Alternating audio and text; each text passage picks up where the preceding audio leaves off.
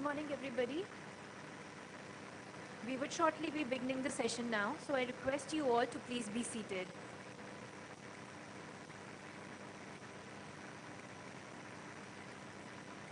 A heartiest good morning to one and all. I, Dr. Asabri Sawant, on behalf of Voice of Healthcare, welcome you all to this hybrid conclave, Global Cooperation and Training Framework, collaborating on digital healthcare, organized by Voice of Healthcare. On this grand collaborative event, we are extremely grateful to be supported by the US Embassy and Consulates in India, Taipei Economic and Cultural Center in India, and the American Institute in Taiwan. Now allow me to share a little about GCTF. The Global Cooperation and Training Framework is a memorandum signed by Taiwan and the United States on June 1st, 2015. It is a platform to utilize Taiwan's strengths and expertise to address global issues of mutual concern. GCTF initiative assists countries in the Indo-Pacific for their capacity building efforts through training programs for officials and experts, while also enhancing Taiwan's multilateral cooperation throughout the region.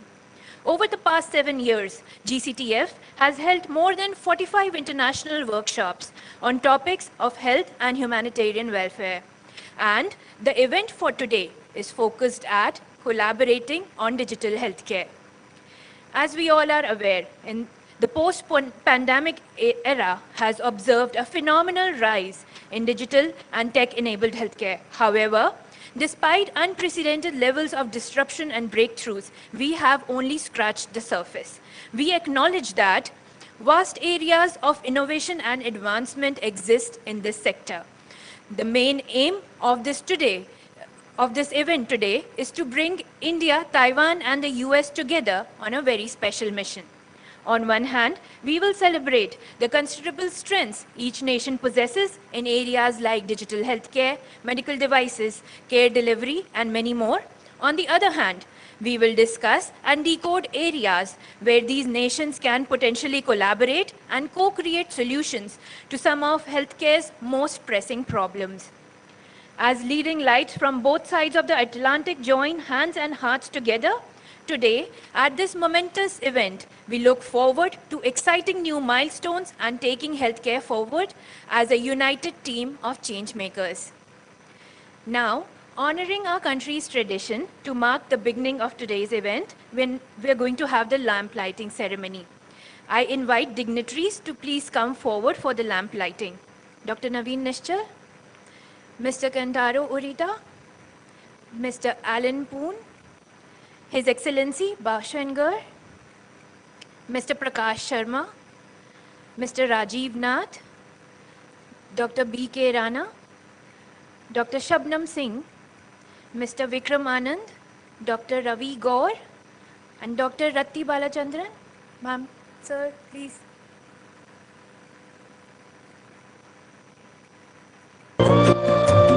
शुभं कुरुत्वं कल्याणम् आरोग्यं धनसम्पदः शुभं कुरुत्वं कल्याणम् आरोग्यं धनसम्पदः शत्रुबुद्धिविनाशाय दीपज्योतिर्नमोऽस्तुते दीपज्योतिर्नमोऽस्तुते दीपज्योतिर्परब्रह्म दीपज्योतिर्जनार्दनः दीपज्योतिर्परब्रह्म दीपज्योतिर्जनार्दनः दीपो हरतु मे पापम् सन्ध्यादीपनमोऽस्तुते ओ दीपब्रह्मरूपस्त्वं ज्योतिषां प्रभुरव्ययः ओ दीपब्रह्मरूपस्त्वं ज्योतिषां प्रभुरव्ययः आरोग्यं देहि पुत्रांश्च मतिं स्वच्छां हि मे सदा रवेरस्तं समारभ्य यावत् सूर्योदयो भवेत् रवेरस्तं समारभ्य यावत् सूर्य. Now, let us begin with our inaugural session. I'd like to take this opportunity to announce that it's a huge honor for us to have a very eminent dignitary as our chief guest for this event. I welcome Dr. Munjapara Mahendra Bhai, Honorable Minister of State, Ministry of Ayush, Government of India. He is also the Honorable Minister of State, Ministry of Women and Child Development, Government of India. Now, I'd like to invite Dr. Naveen Nishchal, Chairman of Voice of Healthcare, to deliver the opening address for this conclave.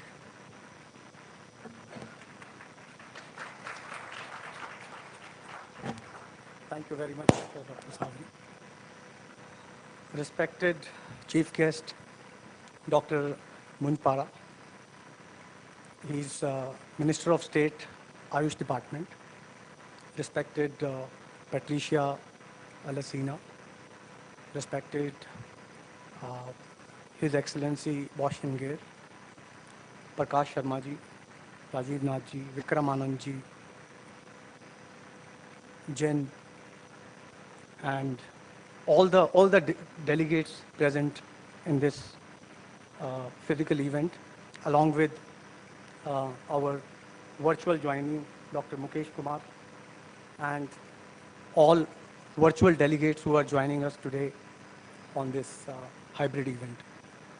A very warm welcome on this global conclave collaborating on digital healthcare. It's an honor, and I'm really thrilled to host this event where three nations are collaborating and leveraging on each other's strengths. Voice of Healthcare is a not-for-profit entity where we are addressing the challenges of accessibility, affordability, quality in healthcare. And our mission is to help and support various organizations in India and abroad to come up with better solutions so that we can tackle healthcare problems. I think healthcare has never been given such an importance, all thanks to pandemic, that healthcare is in limelight. And the kind of collaboration we witnessed during pandemic, where all countries came up together to fight this common enemy. And a lot of collaborations happened at various levels.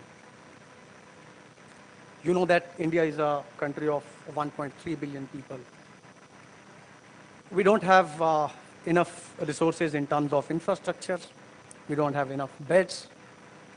We don't have enough doctors. Our doctor ratio is 1.34 per 1,000 population, but WHO says that we need almost 3 times of it. We don't have enough nurses here. So we have 2 nurses per 1,000 population, and WHO says that we need almost double of it. And India is a country of villages. We have 250,000 villages in India.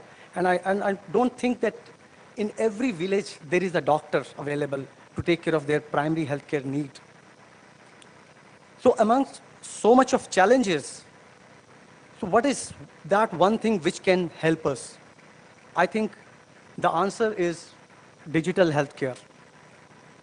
And we can do so much with digital healthcare, and that's why we are collaborating on digital healthcare here. Although India is a country of lot of startups, we are a young country. We are having a lot of health tech startups in India, and with National Healthcare Digital Mission, it has given a big push to already build momentum. So we have very eminent speakers here today. They will speak more about digital healthcare, and I would request all of you to have learning from all those speakers. This conclave is just a beginning of deeper collaboration, amongst 3 countries, India, Taiwan, the US. To conclude, I would like to thank each one of you for being part of this event. Thank you very much. Thanks.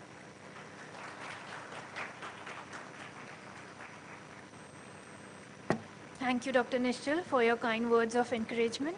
Next, I'd like to request everyone's attention on the screen for a short video by Global Cooperation and Training Framework.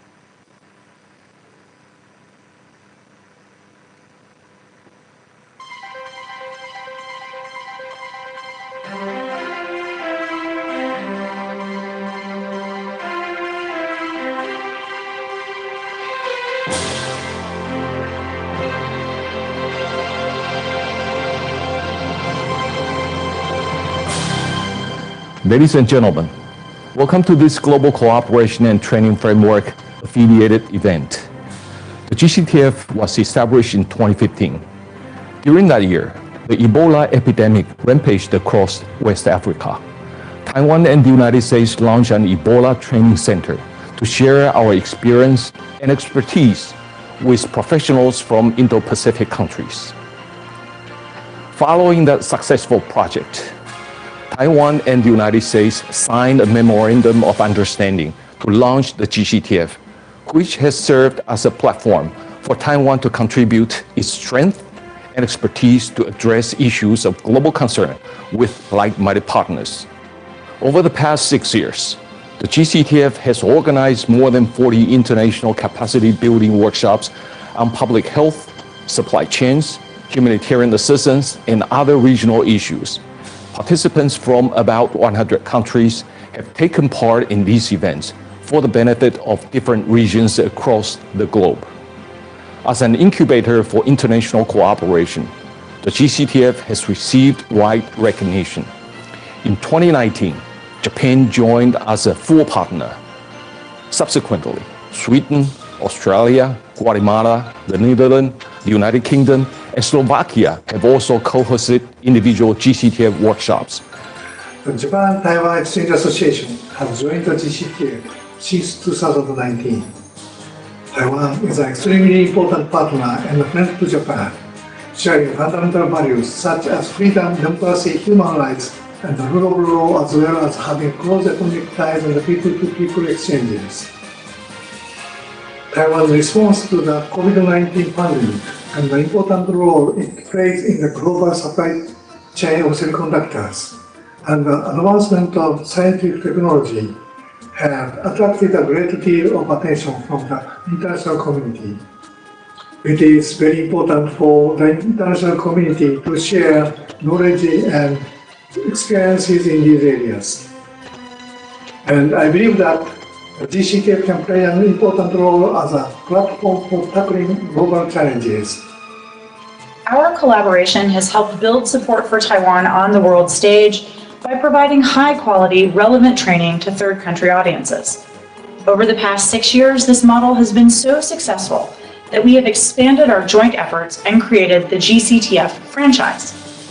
This will help meet the demand from other regions of the world that want to work with Taiwan and benefit, as many have already, from the expertise and experience that Taiwan can bring to bear on so many truly global challenges.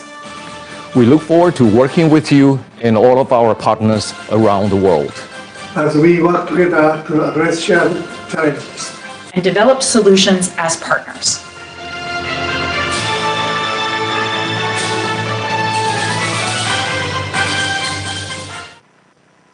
I thank GCTF for the video presentation. Now, I'd like to call upon a very eminent guest of today. I request Taiwan's representative to India, His Excellency Bao Xuenger, to please come up on stage and share a few words.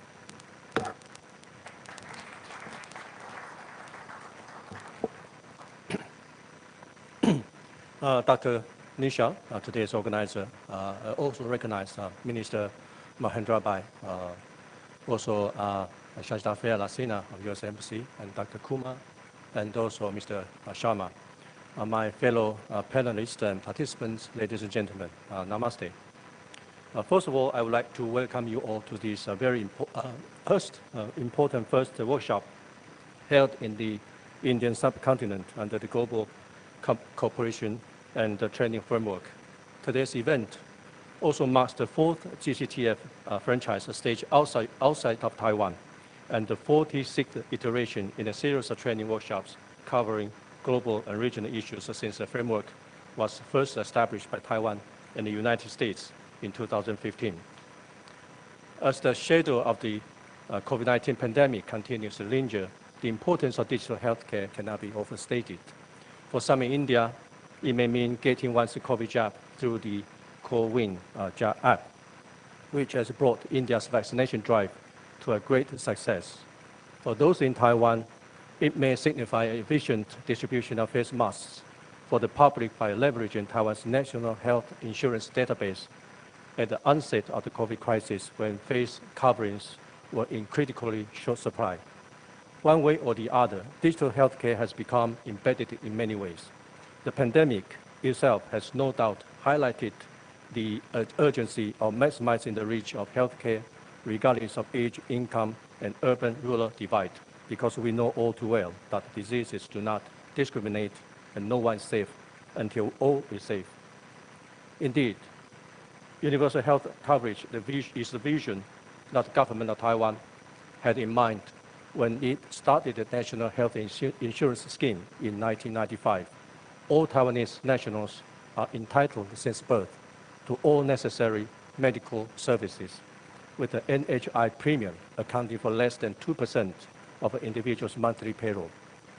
In other words, Taiwan's healthcare system safeguards not only equal access to, but affordability of health services for all its citizens and permanent residents. Today, in consideration of its overall infrastructure, competence of healthcare professionals, cost of medical services, and government readiness, etc., Taiwan's healthcare system is rated among the best in the world.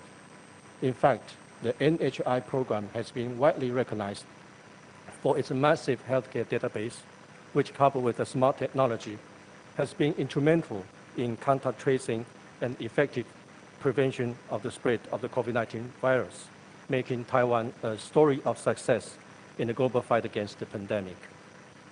On the one hand, Taiwan has abundant and successful experience in integrating its massive national health insurance database with big data analytics for disease prevention control, public health monitoring, and medicine research. As the largest and most connected democracy, we believe India has also a lot to share with the world as to how to digitalize and manage healthcare and promote access and inclusion for all.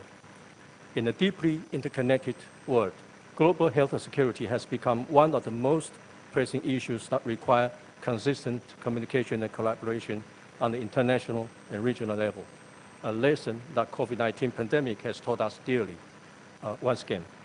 To this end, we are glad to bring together in today's workshop a great pool of health experts and policymakers to brainstorm how to leverage and harness one another's attributes with an aim to strengthen health systems and to build a more resilient ecosystem of health security for the region. Another key component of today's workshop is to explore areas of potential cooperation in digital healthcare. As the demographic structure around the world is changing with an aging population and increasing life expectancy, opportunities abound for expanding innovations in digital healthcare, which is vital not only in extending human lives, but fostering economic development. In light of the COVID-19 pandemic, a well-integrated ecosystem of digital healthcare can play a vital pivotal role in public health monitoring and management. As India has been working to improve and transform local public healthcare delivery through ICT, there are plenty of areas where Taiwan can contribute its experience and expertise, be it smart technology, high-quality manufacturing, or health talent cultivation. It's clear that digitalization in healthcare will outlast the COVID-19 pandemic and other new and emerging diseases.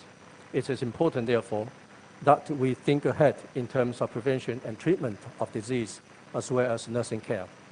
Through digital healthcare, there's a good chance that we can make our national health systems more effective and resource allocation more equitable and sustainable. As diseases respect no borders, health security is a shared endeavor that requires collective action. Let us put our thinking caps on and work jointly to make today's event a beginning of regular dialogue and exchanges in the service of better health for everyone. So let me conclude by thanking our colleagues at the Voice of Healthcare and also the U.S. Embassy in India. Only with their immense contribution and effort, we are able to make this event possible and also a great success. So my gratitude also goes to all the panelists and everyone else who has been here in this room or online, so as we can join hands to safeguard health and security for all. So thank you very much. I thank His Excellency for sharing his immense knowledge and support. Thank you. Now, I'd like all your attention towards a very special guest present with us today. I kindly request Ms. Patricia Lacina, Chargé d'Affaires, U.S. Embassy, New Delhi, to grace us with her inaugural remarks. Please.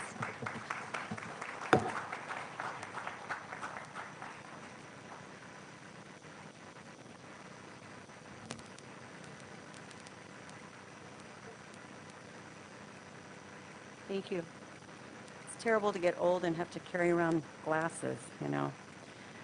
Good morning, ladies and gentlemen. Thank you for the invitation to speak at this inaugural U.S., Taiwan, India workshop on digital healthcare under the Global Cooperation and Training Framework.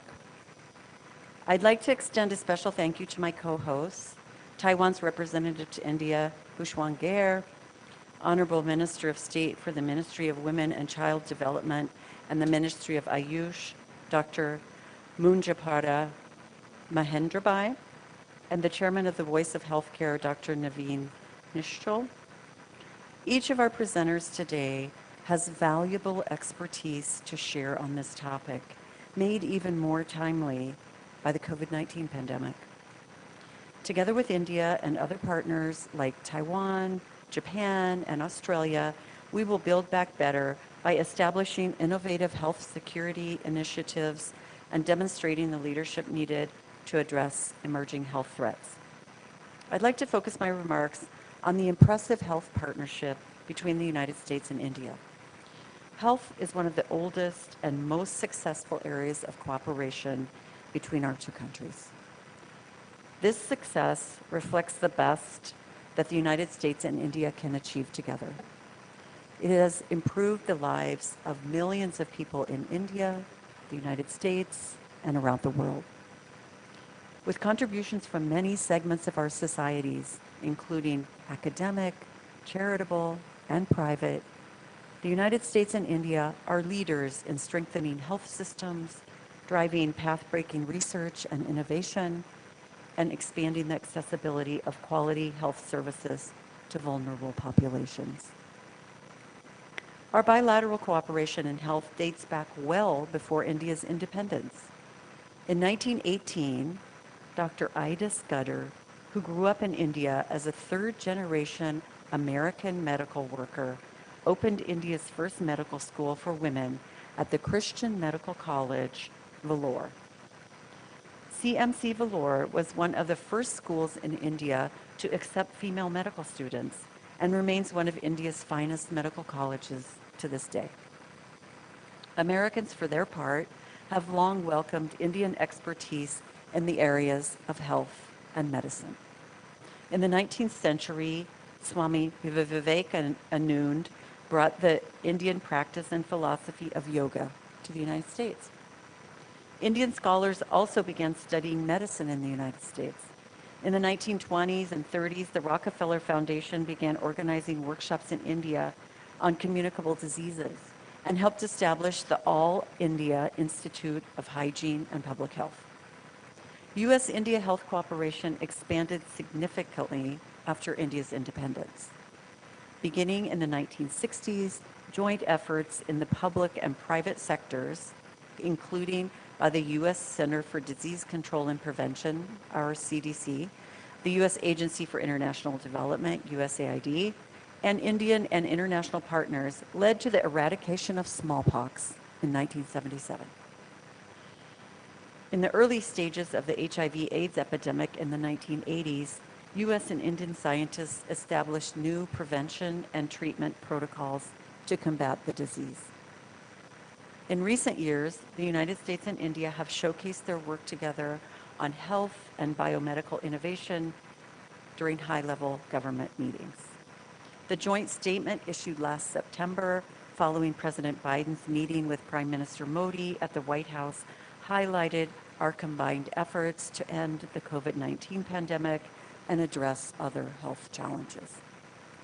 The U.S. government has bolstered health diplomacy with exchanges of scientists and health professionals. Last year, over 450 Indian nationals were working at laboratories at the National Institutes of Health, or NIH, the highest number of scientists from any Asian country. Since 2016, CDC has brought India public health practitioners to the United States to participate in the Public Health Emergency Management Fellowship. U.S. Embassy New Delhi has enabled dozens of Indian public health experts to travel to the United States to work on pandemic preparedness, environmental health, and biomedical innovation through the International Visitor Leadership Program. Over the last 10 years, more than 250 Fulbright Nehru grants have been awarded to Indian and U.S. citizens in the field of public health. Building on years of successful health cooperation, U.S. health and development agencies are working with Indian partners to respond to COVID-19 and prepare for future health emergencies. Our Department of Health and Human Services, HHS, is working with the Government of India, Indian vaccine manufacturers, and U.S. governmental agencies to monitor regional vaccine production. In addition, USAID is supporting India as it undertakes one of the world's largest vaccination campaigns and is training healthcare providers to deliver vaccines safely and effectively across the country. This partnership has strengthened emergency response while also improving the capacity of frontline health workers. As leaders in health innovation, the United States and India collaborate specifically on digital health. HHS and India's Ministry of Health and Family Welfare are key members of the Global Digital Health Partnership, a collaboration among governments, multinational organizations, and civil society to advance digital health interoperability. U.S.-India efforts to increase the availability of health data are leading to better care for patients. For example, the CDC has developed a virtual training program to build capacity for microbiologists and laboratory technicians. In addition, USAID has supported the Trace TB program, which deploys artificial intelligence to support the government's ability to detect and respond to infectious diseases. USAID and the Health Ministry also piloted and scaled Mera Hospital, or My Hospital, an online platform that has captured patient feedback on services provided at more than 9,000 health facilities. The United States and India, together with partners like Taiwan, Japan, Australia, and others in the Indo-Pacific, will continue to stand shoulder to shoulder in efforts to protect citizens and the health of communities across the world. Taiwan was the largest international donor of COVID-19 related medical equipment to the United States and has been equally generous to its diplomatic partners and other countries around the world. Taiwan has also provided technical assistance through various virtual platforms to share best practices of the Taiwan model on COVID-19, as well as to bolster the public health capacity of other countries, including with U.S. city and state health departments. The Taiwan model is based on democratic principles, transparency, press freedom, and academic freedom, and is being studied and replicated by countries around the world. More broadly, we will partner with the region to help end the COVID-19 pandemic and build resilience against common threats. The United States has provided more than 144 million doses of COVID-19 vaccines and $754 million in foreign assistance to save lives in the Indo-Pacific. At the same time, we're working together with our partners to end the pandemic. The Quad Vaccine Partnership is playing a key part in that. We're working together to put as many shots in arms as quickly as possible. We will help build a more resilient Indo-Pacific, and we will continue to do so with no strings attached. We will also work through the World Health Organization and other multilateral fora to strengthen preparedness and response. Our work with India, Taiwan, and other Indo-Pacific partners has led to longer and healthier lives for our citizens and those of the world. We are optimistic that together we will be able to address the world's health challenges and ensure that all nations are able to thrive in better health. Thank you.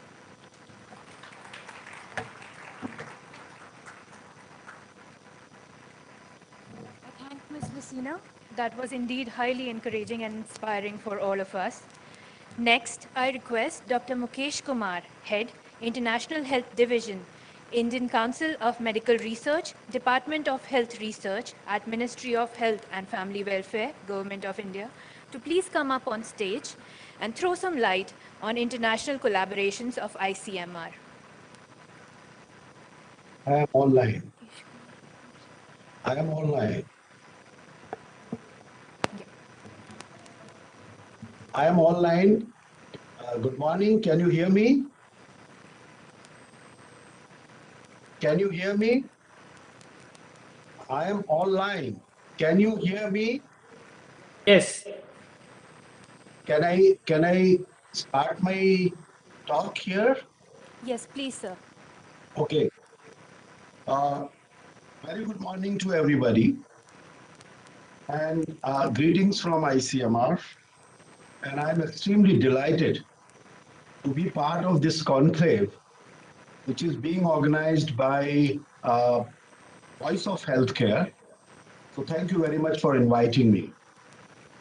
Honorable Minister of State, Ministry of Ayush, and Ministry of Women and Child Development, His Excellency Ambassador of Taiwan's representative to India, Madam Patricia Lacina, Charge d'Affaires from US Embassy here in New Delhi,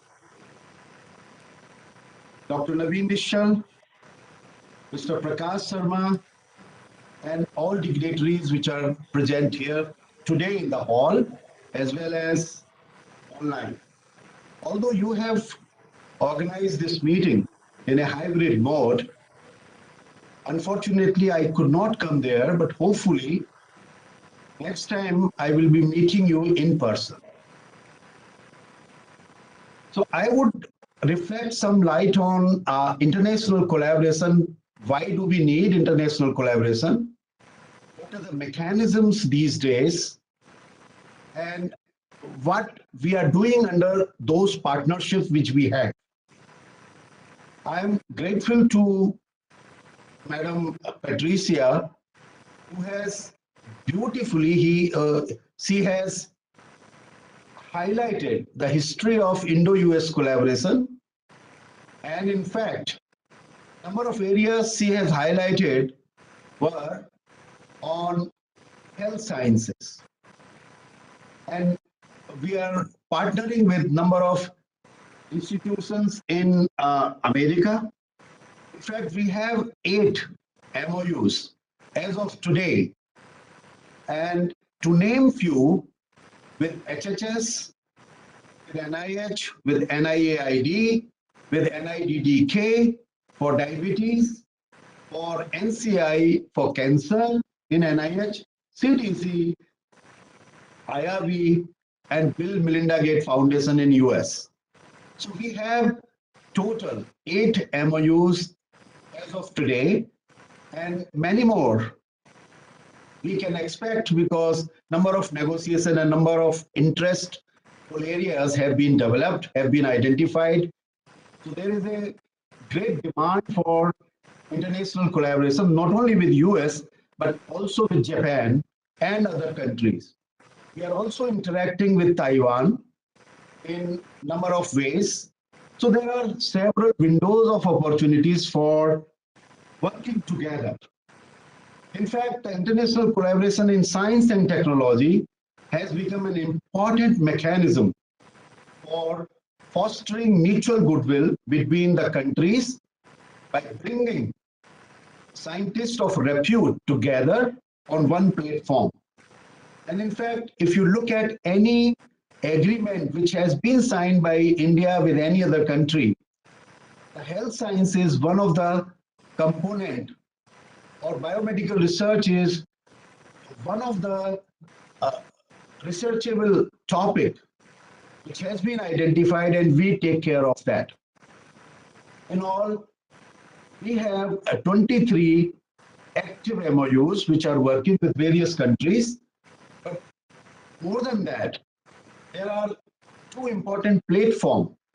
One I would name is GACD, which is Global Alliance for Chronic Diseases, and another one is HEROES. So the GACD that was created in 2011, and the members from this alliance are like NIH, USA, AMED in Japan, and many more. In UK, Australia, NHMRC in Australia, and then Thailand, New Zealand, South Africa, Canada, there are many more members in this alliance. And this alliance, the members of this alliance, we are meeting regularly through different kinds of meetings, expert group meetings, strategic meetings. Similarly, there is another opening or another opportunity which we have. It's called HEROES, HIRO, which is called Heads of International Research Organization, which was created by US, NIH, in 1998. And India is also the member of that organization, which is called HEROES. And there are again the Japan, South Africa, Thailand, US, UK, New Zealand, Australia, Brazil, Canada, many more.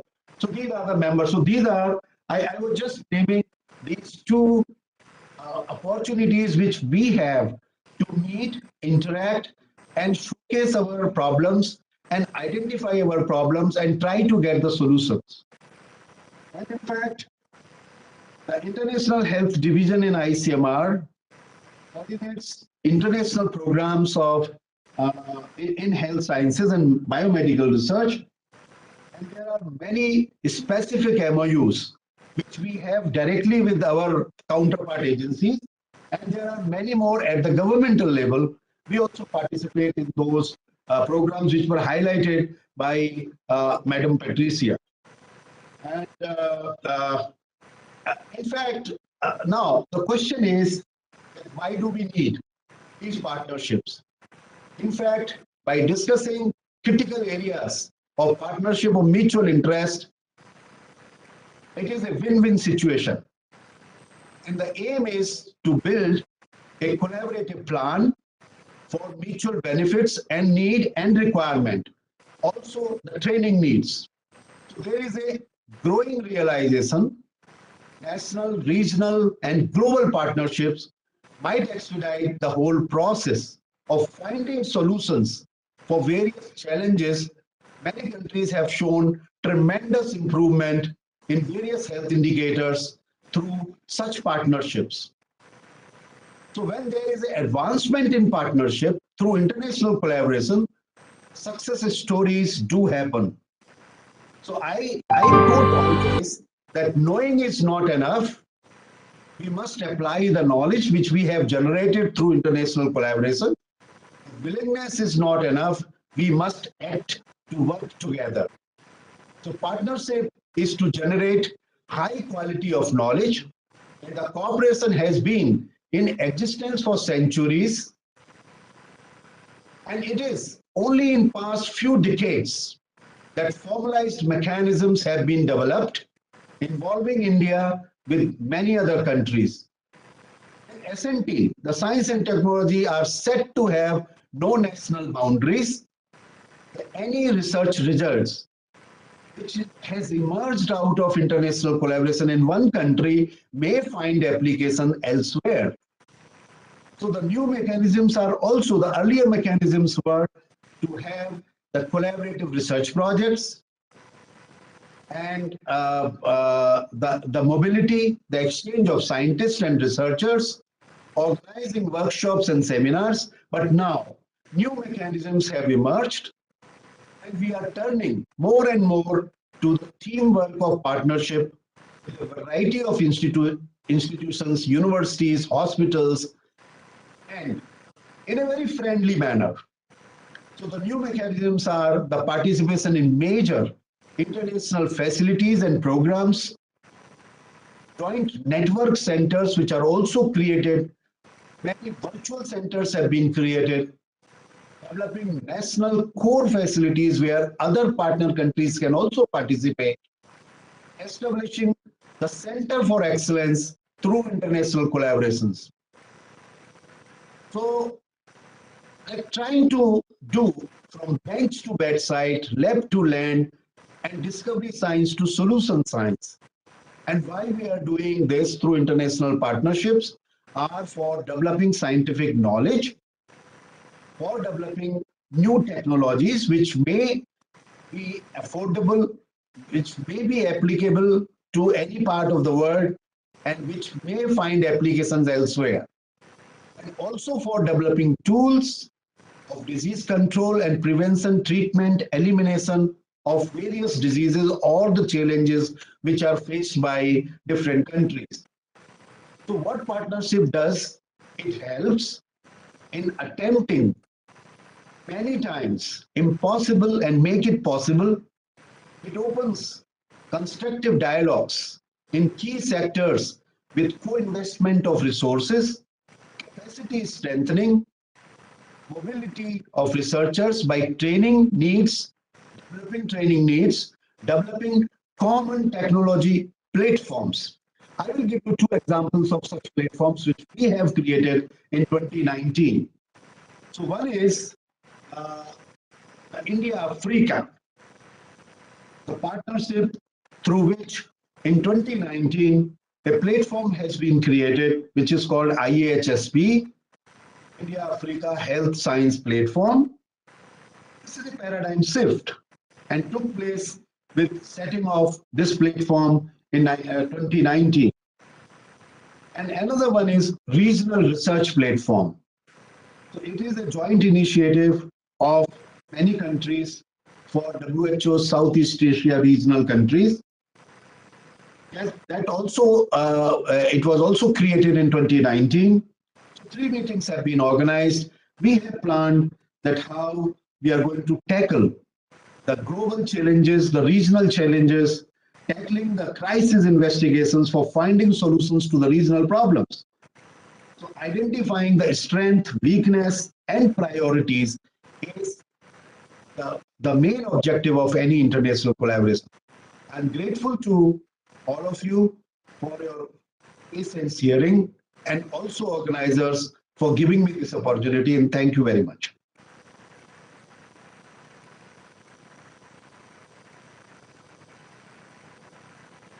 I thank Dr. Mukesh Kumar for sharing such great insights about collaborations and the work that ICMR is doing.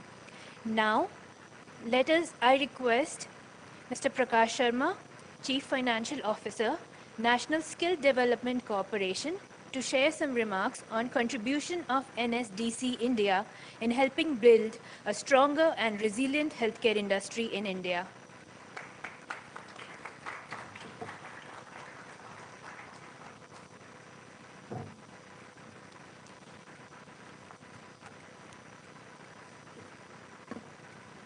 Honorable Minister of State,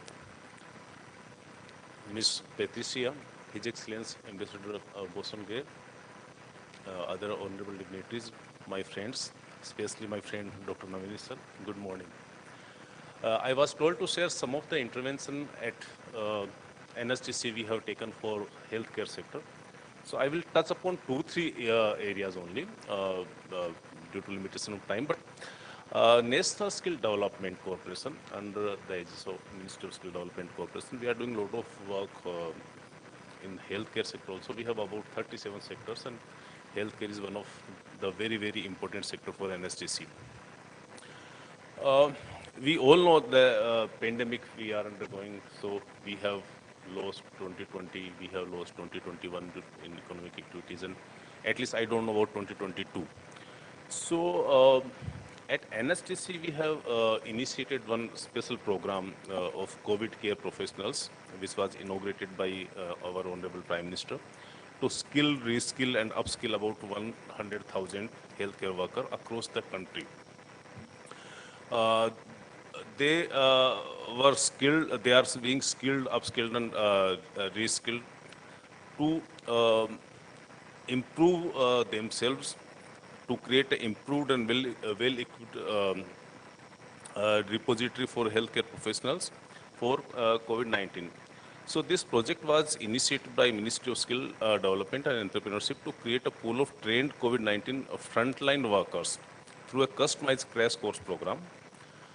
Till now, we have created about 1.14 lakh candidates. 1.14 lakh means 114,000 candidates who have undergone upskilling, and about 10,000 have gone through fresh skilling and currently undergoing 3 months on-the-job training at different hospitals and clinics. Under this program, candidates are being enrolled in 6 job roles. Those are basic care support, advanced care support, home care support, emergency care support, sample collection support, and medical equipment support. Our Honorable Prime Minister, while launching this program, said that program aims to train healthcare workers, skilling them to tackle the new and emerging variant of coronavirus in the future. This initiative will support state and district administrators to fight COVID-19 and will help in reducing the workload of doctors, nurses, and other healthcare professionals. We are also working on building the capacity to vaccinate all Indians, and this include working with different NSTC training partners, some philanthropic organizations like British Asia Trust and so on, to scale up COVID-19 vaccination program across the country. In the immediate term, this skilled workforce or these cadre will help or aid in the fight against coronavirus. But in the medium term, this will also strengthen India's ability to vaccinate every citizen, especially infants, children, against a host of eradicable diseases. In the long term, this will make the country resilient against the rise of any new variant of the virus or new communicable diseases that might arise in the future. We are also working on different awareness program on healthcare, including digital learning via eSkill India. Our aggregated awareness program modules from FICCI, Apollo Mediversity, ISECT, and Generation India, that is a McKinsey initiative, are spreading awareness on healthcare things. I would like to touch upon international opportunity for healthcare worker, because this is an international conclave. Uh, as you may aware, the international workforce mobility market opportunity for India is estimated to be about 3.6 million in the next 5 years. Of which 2.6 million Indians can be potentially placed in GCC countries, Europe, Australia, Canada, Russia, and so on. Through skilling, upskilling, and reskilling initiative which we have taken, we are aiming to prepare a trained healthcare workforce. I think it's a big opportunity for India and Indians, especially for countries with aging populations. So some of the countries which we are working together, I will share a few examples, like starting with Japan. We have a program called TITP, Technical Intern Training Program. Uh, Under this program, we send about uh, for a duration of 3 to 5 years from India to Japan, and first batch of 70 geriatric care workers with N2 level Japanese language certification we have sent. And it is a huge and good program. And we will discuss with His Excellency also about this program in detail later on. Similarly, we got a requirement of hundreds of nurses from Germany. They are also required a lot of nurses, and they need NSTC help in a kind of B1 level people. So we can send to Germany from India. Middle East, we have a huge requirement. So we are preparing, or you can say training are being imparted to certified, uh, a kind of course where we can send a lot of certified nurses uh, in the Middle East. Similarly, like UK, then Canada and Qatar, UK, KSA, and Singapore, we are also working on multiple initiatives. So this conclave being a digital, so I will touch upon very few issues. So I don't know how many of you have noticed in the budget announcement this time. On Sunday, I was discussing with my friend Dr. Nisal that budget announcement, one para was very, very important. So I'll take you back since Ms. Patricia is here. So when President Reagan announced about opening of GPS for civilian use, it changed the world. Similarly, later on in India, especially, when somebody thought that when you can send a message on click of button, why can't you send money on click of button? UPI came. GPS changed and created a lot of business environment like Ola, Uber, even all logistic company, they are working on GPS. Similarly, now we have a lot of companies working on UPI. Take Paytm, Bhim app, PhonePe, BharatPe, and so on. So on the same line, we are now working with the kind of registry or protocols which will change the skill ecosystem in India, including healthcare thing. What we targeted in that, see, we have taken 3 layers. So first is discovery layer. How can you discover the other party? Like suppose a patient, if I can take medical example, a good doctor. We don't have registry or protocols available as of now, though some of the startups are working on that. On skilling part, how can a candidate or individual find out that where can I get the training? Again, discovery. How can an employer find a skilled workforce? Again, a discovery. Similarly, trust factor, like His Excellence share about that COVID example. If you visit on airport, they ask you, show me the vaccination certificate. You share your mobile thing. See, this is my double vaccination. You please allow me. And they trust you. Why they trust you? Because they know if I scan this QR code, it is a system that I can verify the QR code with the back-end system. So we are creating a system where you can trust the skill certificate. You can, like Aadhaar, you just get the OTP, you can do your KYC through Aadhaar and so on. So how can we create a trust factor in healthcare sector? If yesterday I was reading newspaper in Gurgaon, some hospital of 15-20 bed was running without any doctors. All were kind of in Hindi farzi doctors. So that kind of thing can be stopped if we have trust layer. And third, very, very important is payment layer or finance layer. So if a person wants to take training in healthcare but don't have money, how can we create different platforms within country so they can have easy access to money? So these things we are working on, and the day before yesterday, Honorable Prime Minister again inaugurated that program at NSTC at our office virtually. And we are getting full support from the all ministries and different philanthropic organizations. So I will share more on this detail later on offline.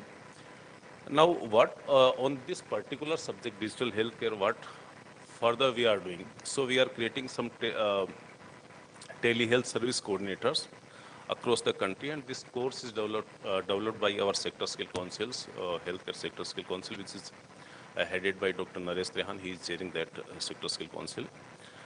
So these courses will be delivered to skilled workforce, and they would be point of contact between remote and specialty site facilitating tele-coordinations, basic tele-diagnostics, and remote patient monitoring. This qualification is already shared with the Ministry of Health and Family Welfare for concurrence. We have also entered into an MOU with CSC. CSC have more than 400,000 village level entrepreneurs. So they will be used to have a basic level of skill gap studies. I was discussing with Vikram before this event. And we will train them for telehealth services also. So they can work remotely in the villages. We are also creating a telemedicine coordinator course registered in optional trade under apprenticeship program. So we are also running apprenticeship program in India, and this course will be will enable lot of apprentices to take this course. Then medical record assistance is one another course, which is NSQF aligned, and this qualification will also help healthcare sector in electronic medical record keeping and maintenance. So different thing, I think this is a good platform to collaborate more on international activities, train healthcare, different administrators, and support different countries in COVID pandemic. With this, I'm I'll stop here, and any questions we can take offline. Thank you. Namaste.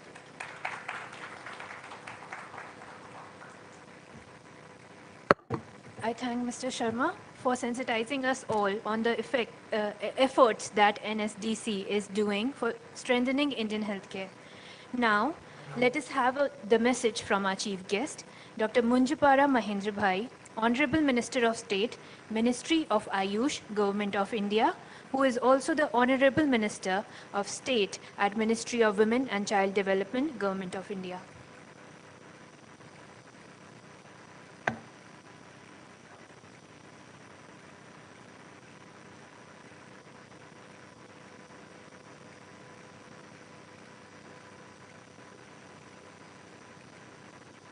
Namaste. I am happy to note that Voice of Healthcare has taken this initiative to organize collaboration on digital healthcare. COVID-19 has given healthcare in its toughest challenge yet globally. Most of the nations by now are well aware that the only way to get through this is by synergetic collaboration. With the rapid development of new technologies and global trade and increasing collaboration among the countries worldwide, collaboration for healthcare with common objective of promoting global health at the large has always been the need of the hour. The aim of collaborating for digital healthcare is worldwide health improvement in healthcare quality, affordability, and accessibility by bridging the much needed gaps. Digital healthcare since recent years have proven to be reliable solution to bridge healthcare at everyone's doorsteps. Currently, the global healthcare market is rapidly developing, providing a platform for healthcare to expand digitally as to enter into collaborative partnership with international healthcare organizations around the world. I wish that new ideas and collaboration opportunity will emerge out of this event. I hope together we can open up a new window and door of progress for India, USA, and Taiwan, and begin a new era in quality, efficiency, and affordability. I urge everyone to take this opportunity to put our best foot forward for healthcare. I wish Voice of Healthcare and this event all success in 2022 and in the future. Dhanyavad.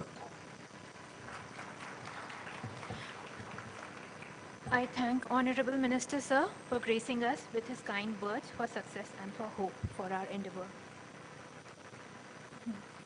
With that, we come to the end of our first session. I thank all the eminent dignitaries for joining us for this session. Now, I'd like to take this opportunity to felicitate all the dignitaries present with us for this session. I request Dr. Rati Balachandran to please come up on stage to felicitate His Excellency Bao Shengar.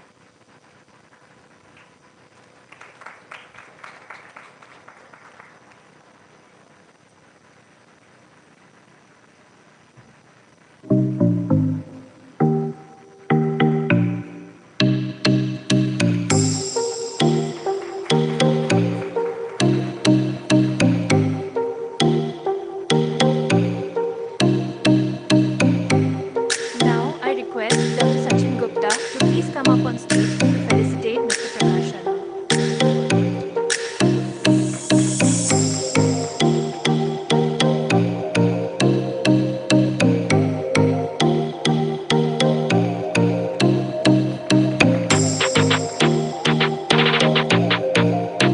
Next, I request Dr. Shabnam Singh to please come up on stage to felicitate Dr.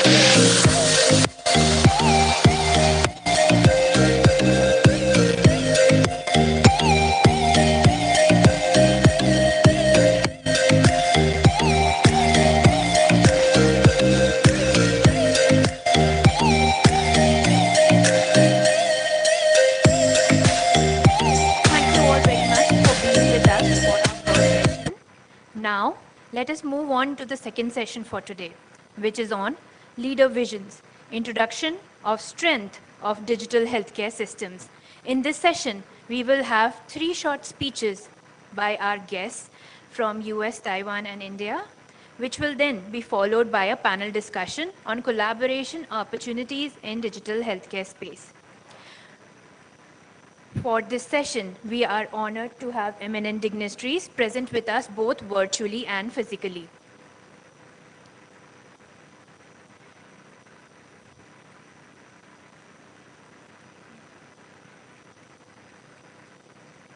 Please give me a moment to get the stage ready.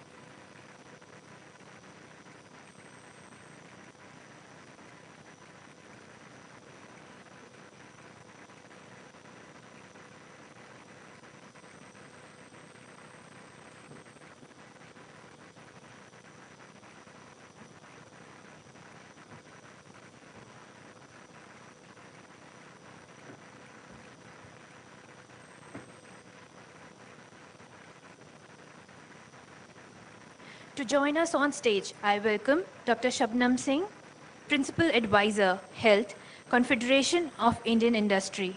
Welcome, ma'am.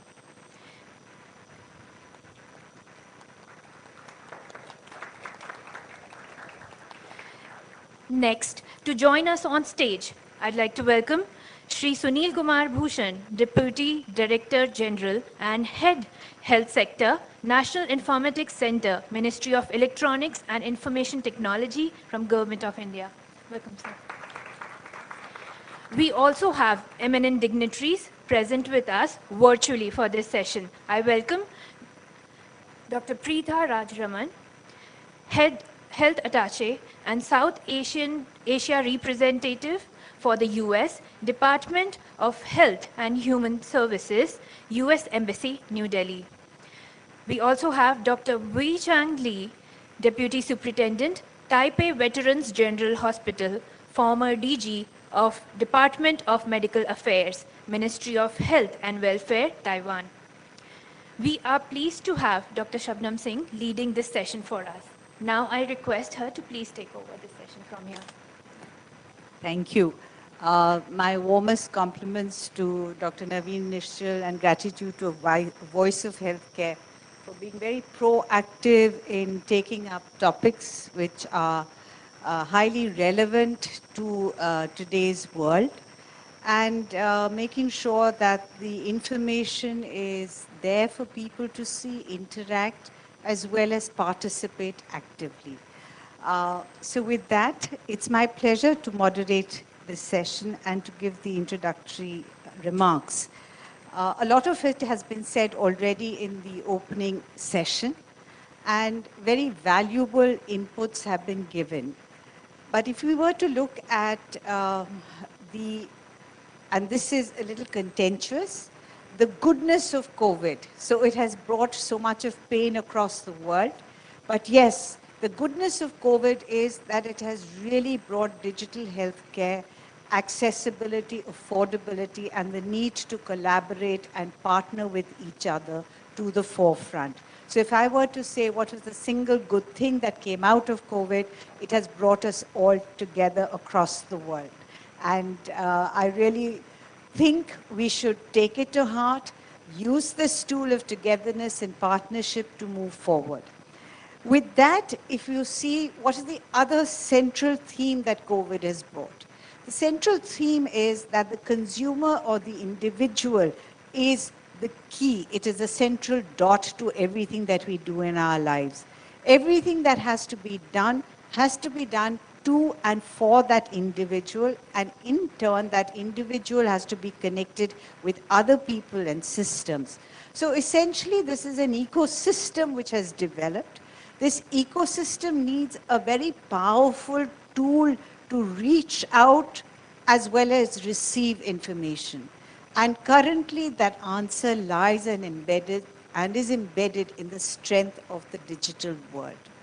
Having said that, while this will be and is the answer to whatever was said earlier in terms of accessibility, affordability, etc., the entire system, the fuel that is going to drive the system is data. Now, when we look at data, and I won't take much time because we have extremely learned people here on the panel to share with you their insights.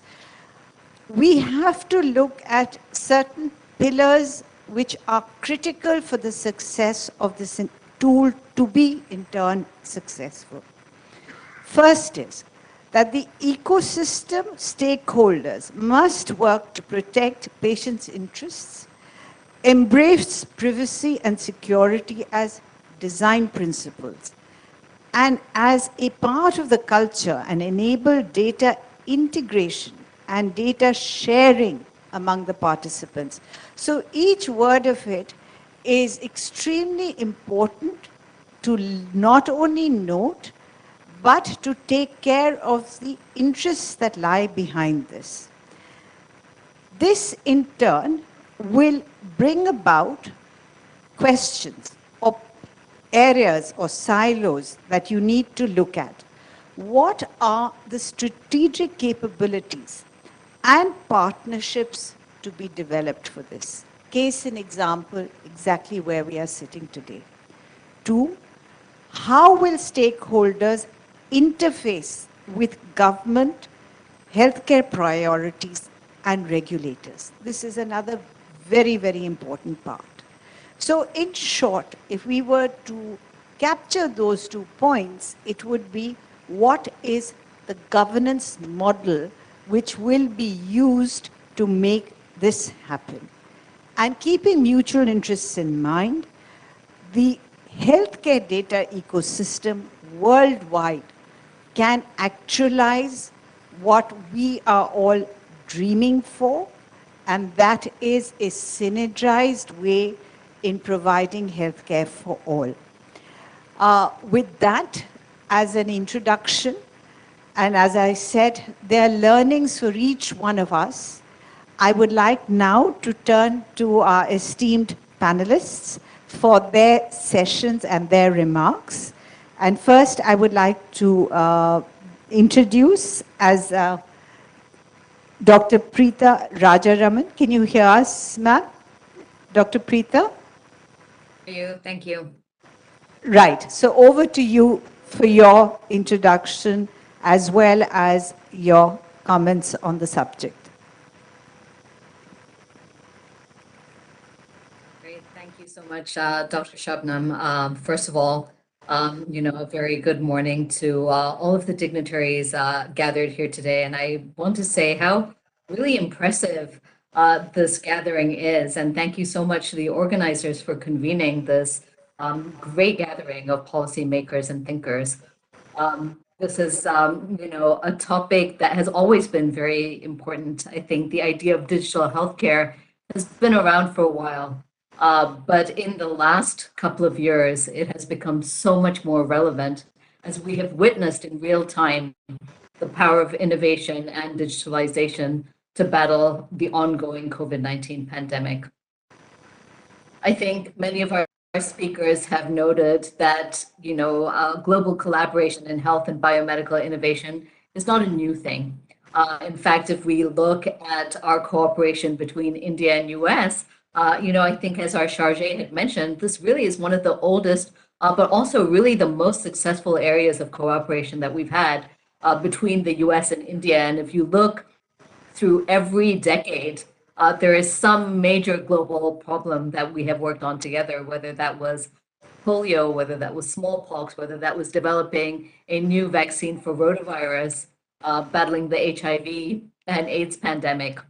And so when we look at our current partnership for the COVID response, it really builds very strongly on all of this previous work. And what we look at right now, whether it's cooperation on building surveillance systems, to developing innovative solutions and restoring global supply chains, all of these activities rely heavily on data and digitalization of the healthcare system. So just to give you a few examples, we know that our US Centers for Disease Control and Prevention has been working at the national, state, and local levels to build digital systems that will allow us to strengthen outbreak response and the public health workforce, disease surveillance, infection prevention control, as well as laboratory diagnostics. One of the oldest programs that we have is known as the Indo-US Vaccine Action Program, which is now in its 35th year. And through this program, NIH, our National Institute of Allergy and Infectious Disease, is supporting the development of a range of new COVID-19 vaccines, therapeutics, and diagnostics, including through an international network of clinical trials and ICMR. We have Dr. Mukesh here with us today as a key partner in this, as are the Department of Biotechnology and other Indian institutions. We know that our Indian and US regulators are sharing information from their various databases on the regulation of COVID-19 related medical products. And then finally, as you'd heard, we are working very closely with our regional partners, including India, to bolster not only the global vaccine manufacturing and supply, but also new diagnostics and therapeutics as they become available. Moving to our work with Taiwan, I think we were so impressed with Taiwan's own efforts to control the COVID-19 pandemic that in fact our US Secretary for Health and Human Services, Alex Azar, visited Taiwan in August 2019, both signing a memorandum of understanding on health cooperation with Taiwan's government and visiting Taiwan's Center for Disease Control. So we know that we have much to learn from each other moving forward.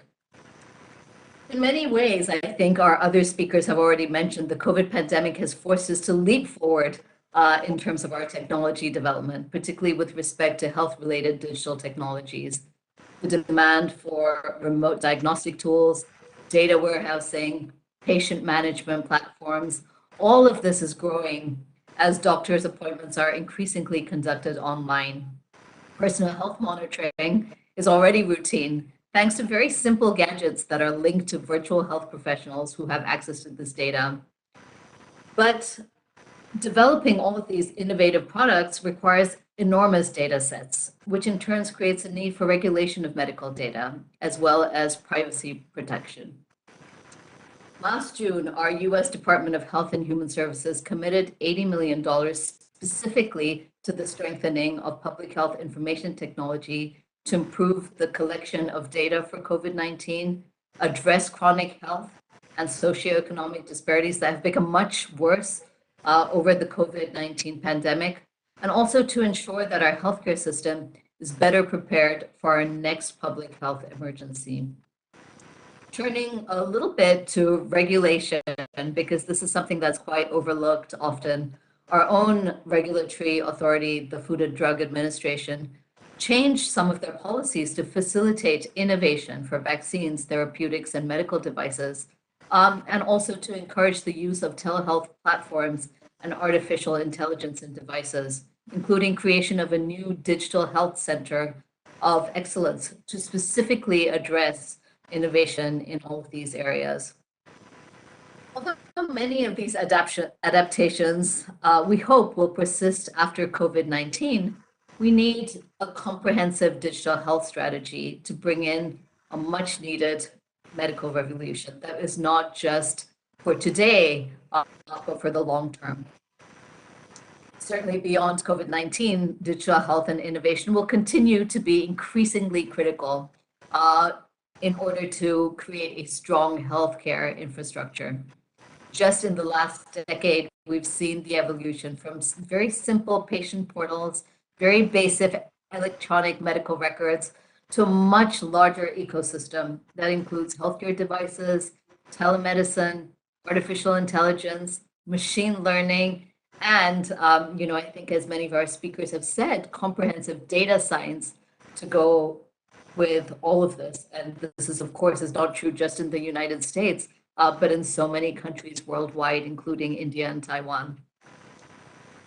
Now, while all of these developments have been remarkable, no doubt, no growth comes without its associated growing pains.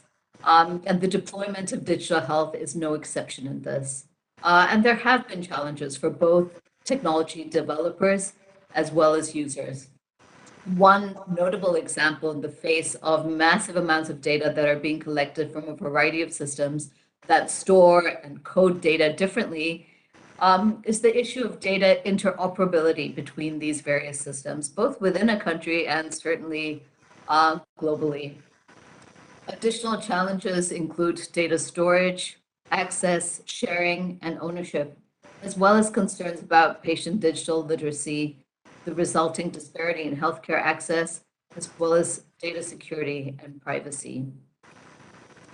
So recognizing the need to push ahead with digital health while simultaneously tackling these issues at a global level, both the US and India were amongst the 14 founding members of the Global Digital Health Partnership, which is a dynamic collaboration of governments and territories, government agencies, and the World Health Organization, which was formed to support the effective implementation of digital services, with the main focus areas being partnership, cybersecurity, evidence and evaluation, policy environments, and clinical and consumer engagement.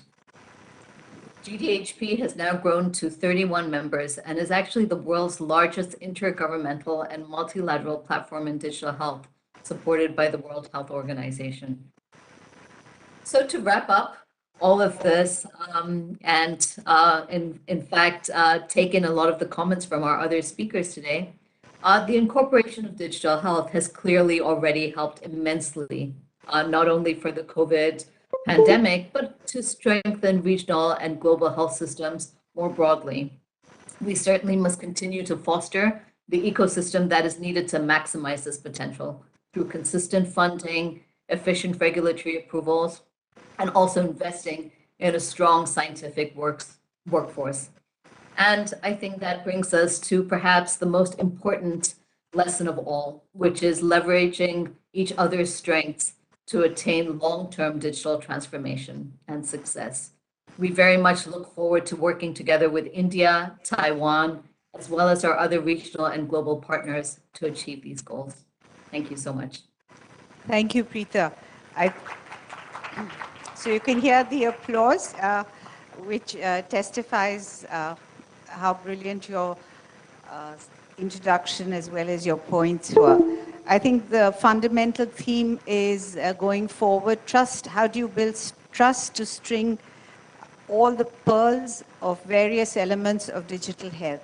With that, now I turn to Dr. Lee. Dr. Lee, Taiwan, as mentioned by the Charge d'Affaires, as well as by the stellar work that you have done in controlling COVID. If you could share with us your experience, as well as touch upon some of the points mentioned by Dr. Preeta, as to how do you bring trust into a system which, as time has evolved, suddenly gets muddied by the concept of it being fake, and I do not trust this. Over to you, Dr. Lee. Ms. Chairman, thank you for your introduction. Good morning, ladies and gentlemen. I am Dr. Wei-Chang Lee from Taipei, Taiwan. It's my privilege to have this opportunity briefing how the Taiwan government and the healthcare organizations adopt digital technologies to improve the quality and the efficiency of medical care and the potential opportunities for future cooperation with all of you. Please share the slide with all the audience.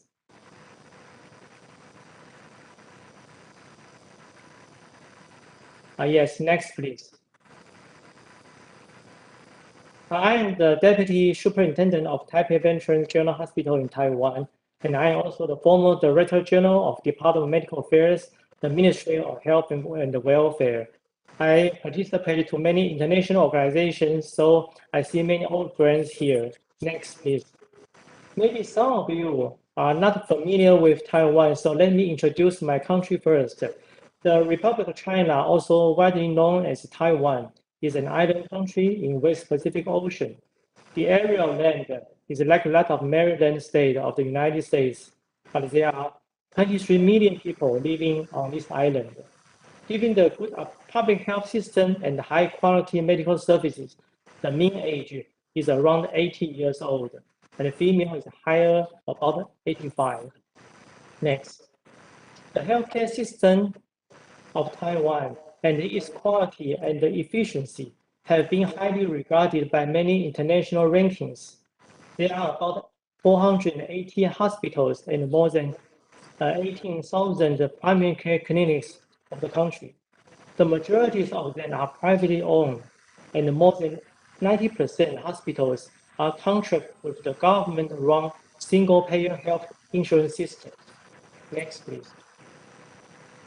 Taiwan has its universal health coverage since 1995.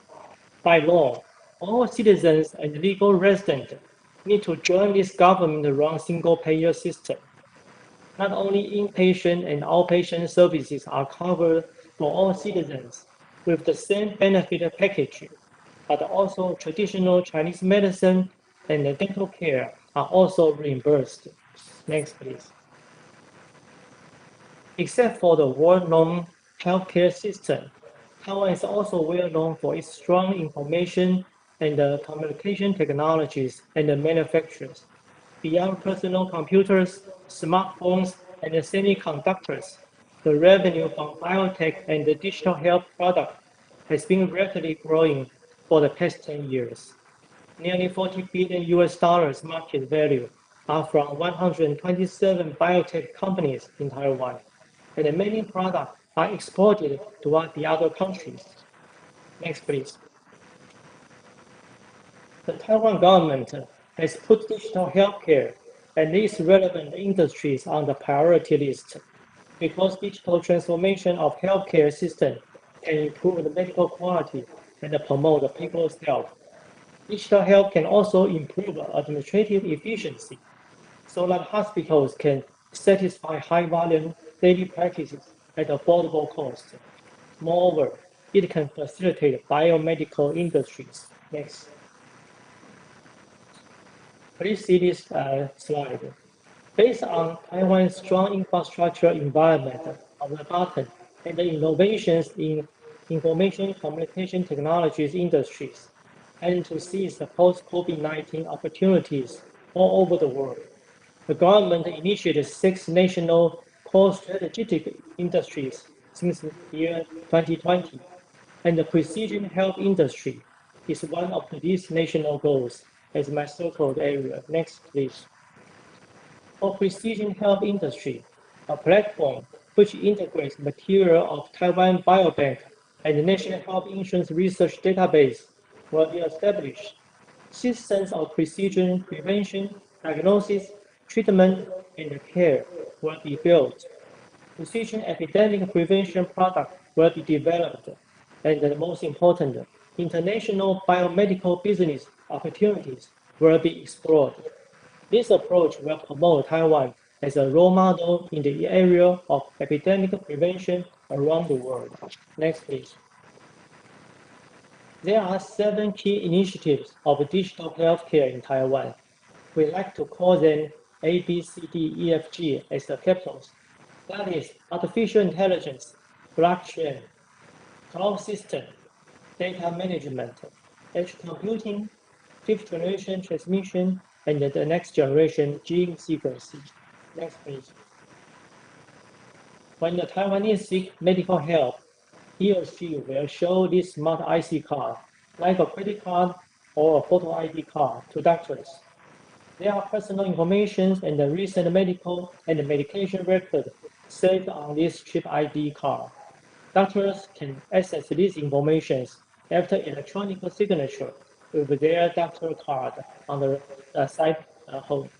This system has been used since year 2003, and we will move forward to a virtual card with a random QR code on our personal smartphones. More information and medical record can be saved online. Next, please. In Taiwan, all hospitals and primary care clinics have adopted electronic medical record for about 20 years. Not just the digitalization of previous paper-based medical record, there are more benefits for quality and the patient safety of care and administrative efficiency. Over the past 5 years, the National Health Insurance has requested all hospitals need to upload not only the claim information, but also clinical results to a central database named MediCloud. Patients' medical record of 23 million people can be exchanged on this platform on a national basis. Next. As you can see from this slide, this is the National Health Insurance Medical Cloud system. Medications, inpatient and outpatient record, all the test results, dental service, and the traditional Chinese medicine services are all saved and exchanged on this platform. Next. The development of this medical system has a phased-in process from the left to the right. Besides technical challenges to save the record of 23 million people, the government also needs to protect people's privacy and confidentiality after legislation.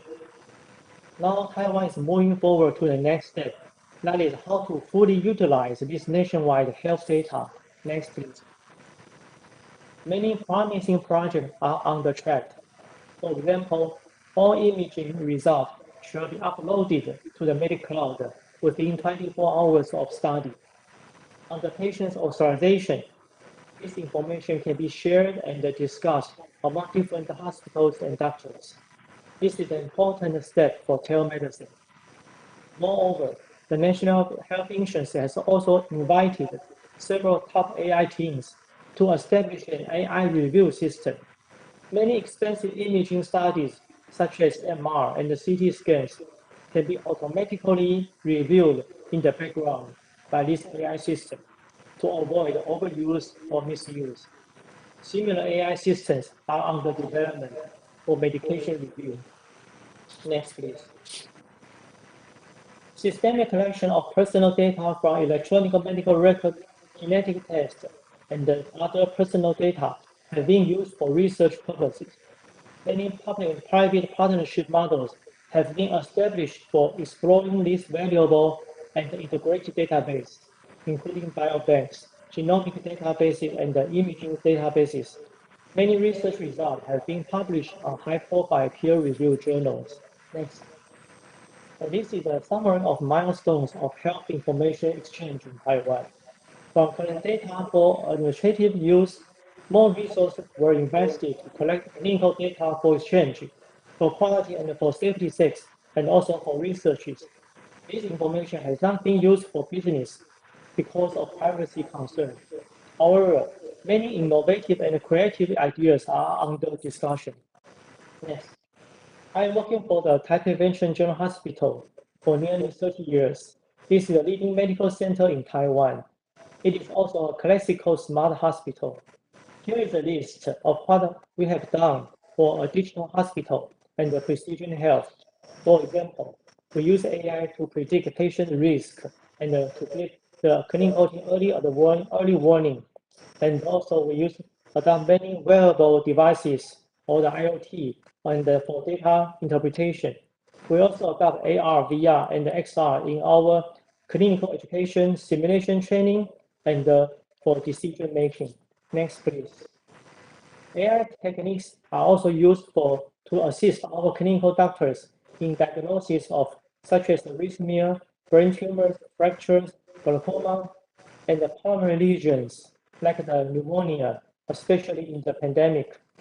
AI also has been used for clinical data analysis to predict patients' risk of diseases and advise clinical teams as early as possible. Next. Within the hospital-wide and the nationwide database, all patients can access their information easily. They can also access clinical services within a few clicks. Next. We would like to share and extend our biomedical techniques and the product to the world. Here are the strategies established by the Taiwan government. 23 million people is not a large market for digital healthcare. The United States plus India is a market 70 times larger than Taiwan. We can collaborate in many fields. Taiwan's economic representatives are already in New Delhi and are ready to welcome you. In conclusion, the next slide. Taiwan is the best partner for digital healthcare, for digital health industry cooperation. Next slide, please. Because we have the well-known high-quality medical care, many international brands for information communication technology and biomedical products readily available, and no doubt we will have our government's strong support. Thank you for your listening, and hopefully see you soon in Taiwan, a beautiful country. Thank you. Thank you, Dr. Lee. That was really insightful. And when I don't know about Dr. Bhushan, but when I saw the size of the population, and I thought to myself, 1 billion people, and the stellar work, perhaps this could be a module for the country to go forward. But yes, it's certainly music to one's ears. And when you showed us the virtual hospital that you have, that was really, really very, very impressive, and our compliments on sharing that with us. So with that, sir, may I turn to you, Mr. Sunil Kumar Bhushan. Very insightful, very exciting, but the journey both in the US as well as in Taiwan, if I look at the date that it was shared by Dr. Lee, 1980, and the US predates it, right? We have literally leapfrogged. And I think in the shortest period of time have done a stupendous job given the length, breadth, the geography, the demographics, and the complexity of the country.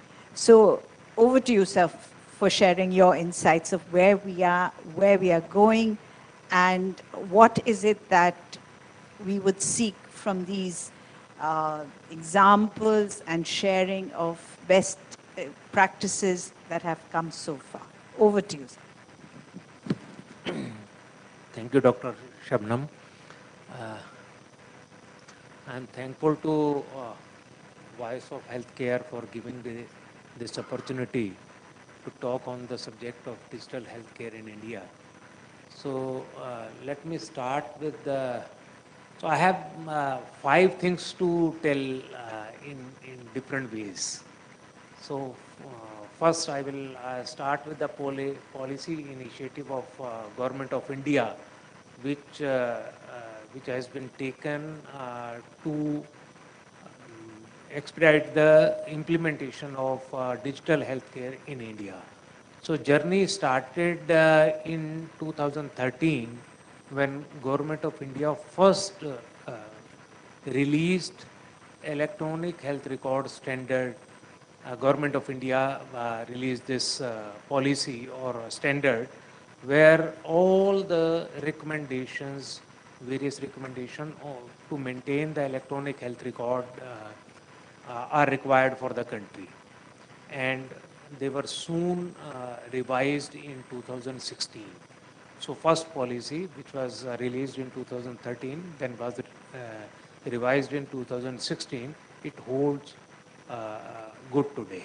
So we are traveling that path, and lot has been achieved for implementation of those standards in this country. So that is the first thing. And the second thing, in 2017, National Health, National Health Policy 2017 was released by Government of India, and it was first time policy talked about digital health. It was recommended in Department of Health and Family Welfare as well as in Ayush. So there were 2-3 paragraphs on digital health in 2017. So I'm just going back and trying to understand how we have basically traveled this path. And in 2017, metadata and data standard for health sector were released. So there was a continuous journey. So this metadata and data standard, they were basically required for standardization of health across various applications. So in 2019, a blueprint, which is popularly known as National Digital Health Blueprint, was released by Government of India. And based on that blueprint, in 2020, National Digital Health Mission was formed. So which is now has been renamed as Ayushman Bharat Digital Mission. So there are five. These are the 5 policy initiatives by Government of India to promote the digital healthcare in India. So as far as digital healthcare infrastructure is concerned, so I tried to summarize it in another 5 areas. One is basically healthcare applications, which we develop, and then ICT infrastructure, which includes basically cloud resources, its architecture, hospital level ICT infrastructure, then networks, internet connectivity. That is ICT infrastructure. Then the third one is comprehensive security and privacy. That is data protection. So that is the third thing. And the fourth thing is basically master data management, which is very, very important in any of the sector, and it holds good for health sector also. And the fifth one is health tech services, especially use of latest technologies like Internet of Medical Things, chatbots, AI-enabled services, healthcare services. Especially, we are trying this in a couple of states, and just taken initiative in last 5-6 months. I think it will bring results in another 2-3 months on ground also. So these are the 5 areas with respect to digital health infrastructure is concerned. And when we look at healthcare applications, so we further categorize these healthcare applications into 5 parts.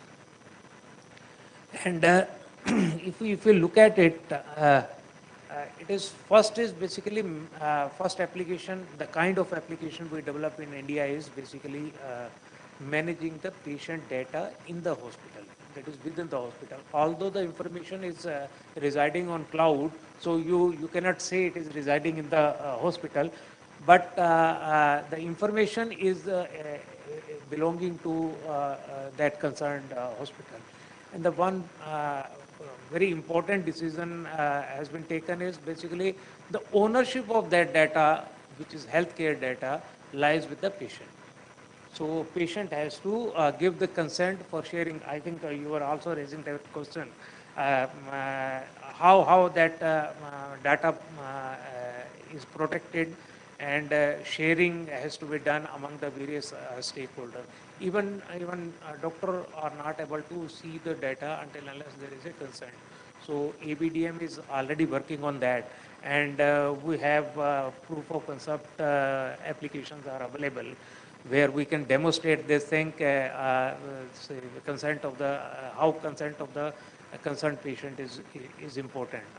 Until unless the consent is given, you cannot share the data even with the other doctors. And so in that category, managing the healthcare data of the patient in a hospital, we have e-hospital product, and there is another product from CDEC, that is e-Shushruth. This e-hospital is from NIC. Then we have another product of basically radiology, that is called Collab DDS.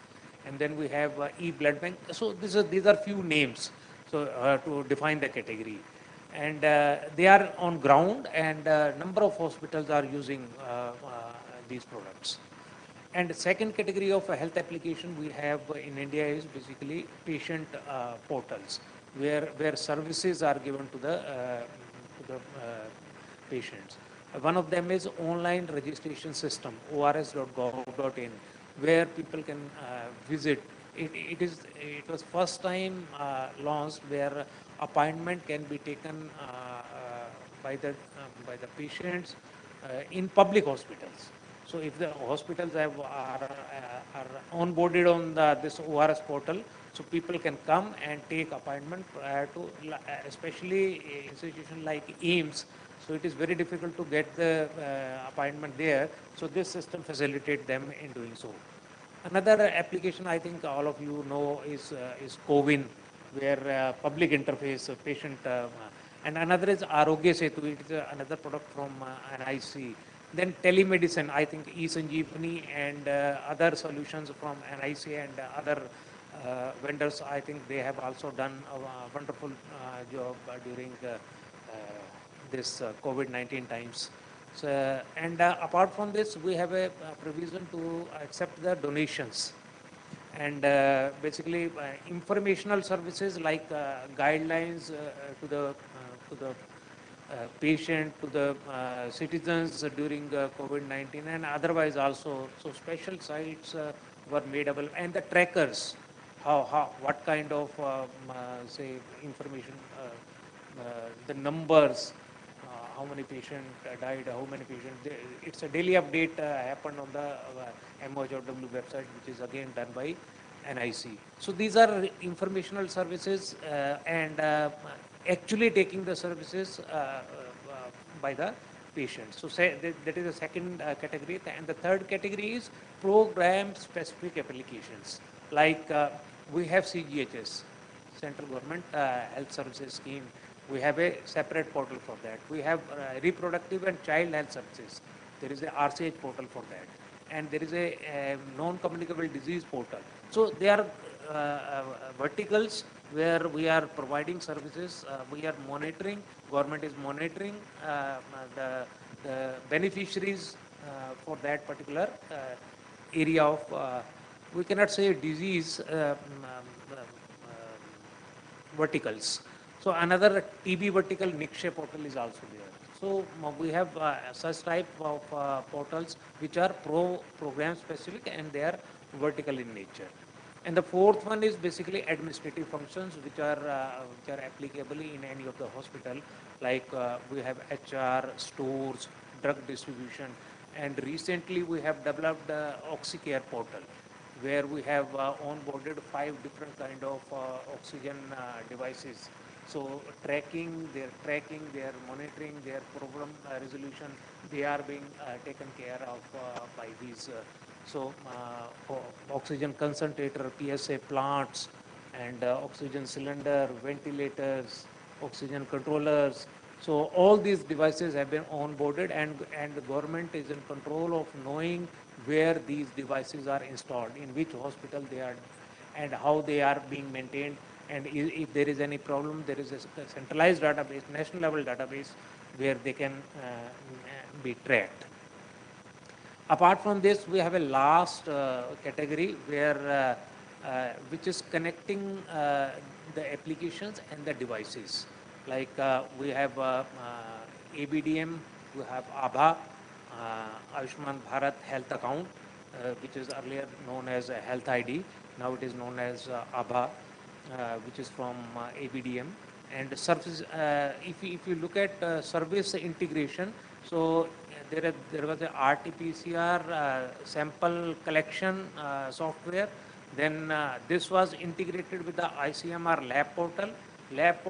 This lab portal was integrated with the COVID-19 India portal, and this portal was further integrated with the HMIS applications, which is being implemented in various hospitals. So there is a chain. So it means whatever data is captured in one portal is not again captured in another portal. So there is a service level integration between the various applications. So these are the various 5 types of basically applications which we are developing in India. And Again, there are 5 type of services which are being provided by ABDM, that is Ayushman Bharat Health Mission. One is basically, of course, it is ABHA, Ayushman Bharat Health Account. And the second one is Health Facility Registry, where unique ID is being given by this is a registry which is allocation of unique ID to every identified health facility of this country, whether it is private or it is a public facility. And then health professional registry, which is a registry of the doctors. And see how this will solve the problem. Say different applications, they use different kind of codes given to the health facilities and to the professional. Now it will be a central registry which will be integrated at a single place and will be integrated with various applications. And we have a ABHA app called a public health, personal health record where can be seen. And the last one is unified health interface. Various applications, various programs of Government of India will be integrated with the ABDM, this under UHI, that is Unified Health Interface. So while experiencing all these things, we have come up with 5 learnings. And the first learning is that we should not develop a silo software, but we should follow a ecosystem approach. Dr. Shabnam also mentioned about ecosystem. So now whatever software we have developed, and now we are finding out what are the other stakeholders which they can use and integrate with these applications. So ecosystem approach is being followed by development of all applications. And the second is that we should not, our application should be scalable. It means we have to develop the application while we are designing, they should be scalable by design. And the third one is integration by design. So you have to keep in mind that if ecosystem is to be developed, is to be adopted, in that case integration should be by design, it has to be there. And the platform approach. So like ABHA is a platform, HFR is a platform where it will be integrated with the various different applications. And the process standardization, this is also important because most of the software, they are developed for their own processes. If you integrate, integration become difficult because their workflow differs. So process standardization, if it is done across software, the interfaces can be different, but their processes should be same, so, as far as possible. So if their standardization is done, so it will help in maturing the software processes also. So thank you very much for this opportunity. Thank you so much. You can see we were late starters to the journey, but we've caught up very fast, I would say. Taiwan started in the 80s, and of course the US must have started late 60s, but we've caught up pretty fast. If I were to just circle back with Bhushan sir. So when you were ending and you said there are 5 places, and rightfully so, the most important being interoperability, making sure the platforms and processes speak to each other. But one of the areas, and this is one's own experience coming from COVID as well as working in the hospital, is digital literacy within the healthcare system is extremely, extremely limited to the job at hand and a global perspective. And especially when we look at, and the NSDC CEO also mentioned, so when we started the Ayushman Bharat program, for instance, since I'm a founder member of HSCC and the governing board member also, we had to, within 1 week, get in place people who could actually feed in the data. Data being the fuel of this entire ecosystem, right? One of the most critical points.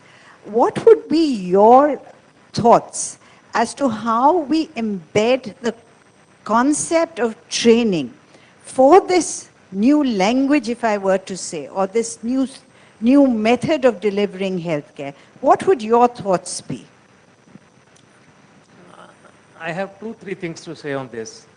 See, if we say you have app, so some app is available in Google Play Store or iOS Play Store.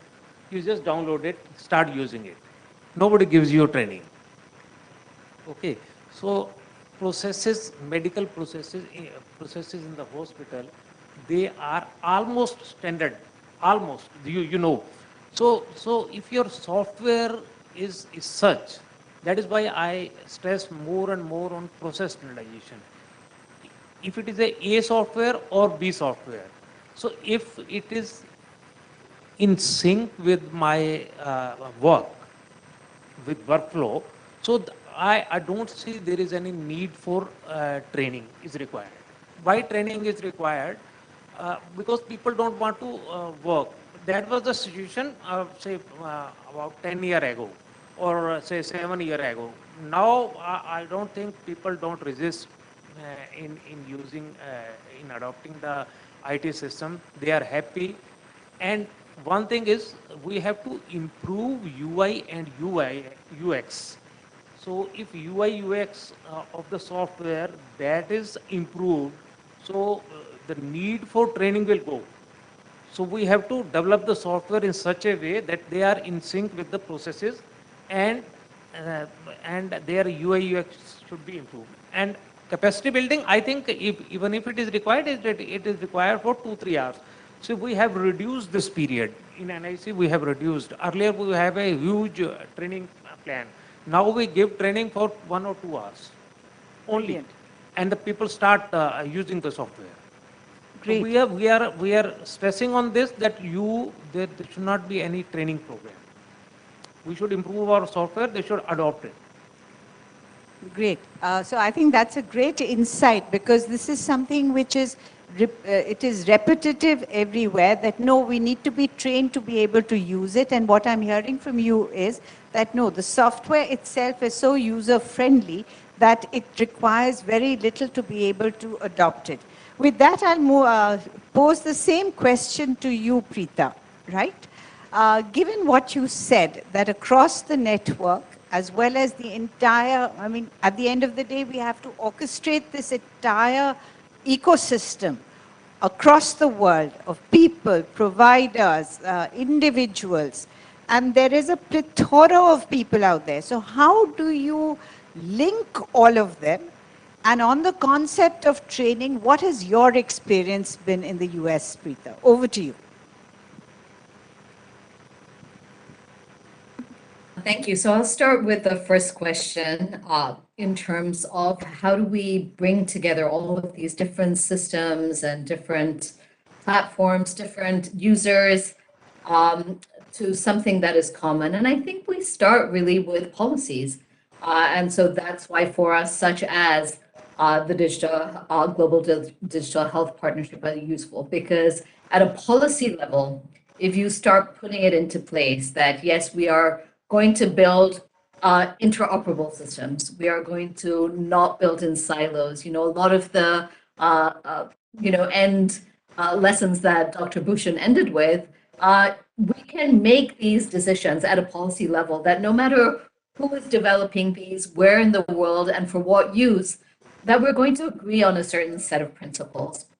So I think that's very important and really starting at that high level and then having that filter down so that we're all really operating on some basic principles that we agree on, whether that's, you know, with respect to the security, the architecture, the end use, the access, and so on.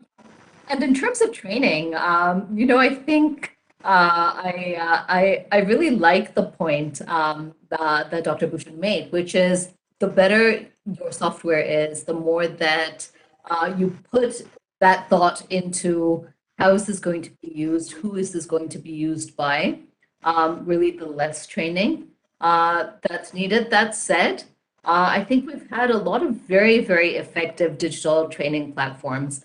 And one of the things that we have found has been very helpful is to have that be user-driven. And so, for example, in terms of, say, antimicrobial resistance, which is one one area that we do a lot of training in. What we have is we bring in the end users, so to speak, the hospital directors, the people who are running these programs, gather them together, and then both share information, but also share experiences. Similarly, during the COVID pandemic, one of the very, very effective learning tools was bringing together doctors from around the world. And we did this in the US to begin with, but then expanded it where nobody knew what we were doing, frankly, right? We were all just really building this as we were going. And so California would be on the phone with New York and said, well, 2 weeks ago, you dealt with this. What did you learn in those 2 weeks? And then it was somewhere else, then it was Texas. And just sharing that learning in real time has been very, very effective. Great. Yes, you're absolutely right. If anything, COVID taught us OJT really works. And I think what I'm hearing you say, as well as Bhushan sir say here, is that the software and policies and processes have to be global in nature. And once they are global in nature, the need to get hit the road running is much easier than telling people go train, certify, and then use it. Dr. Lee, you have a huge advantage, a small population, and I think it's music to the Indian ears when you say there is one single payer, And, but yet, there was a very interesting bit in your presentation that said there were plural systems of coverage, right? So you still have one system of payment, but you have plural ways of accessing it. That means there must be some filters applied. Could you just share some of those? What do you meant by the plural system of payment?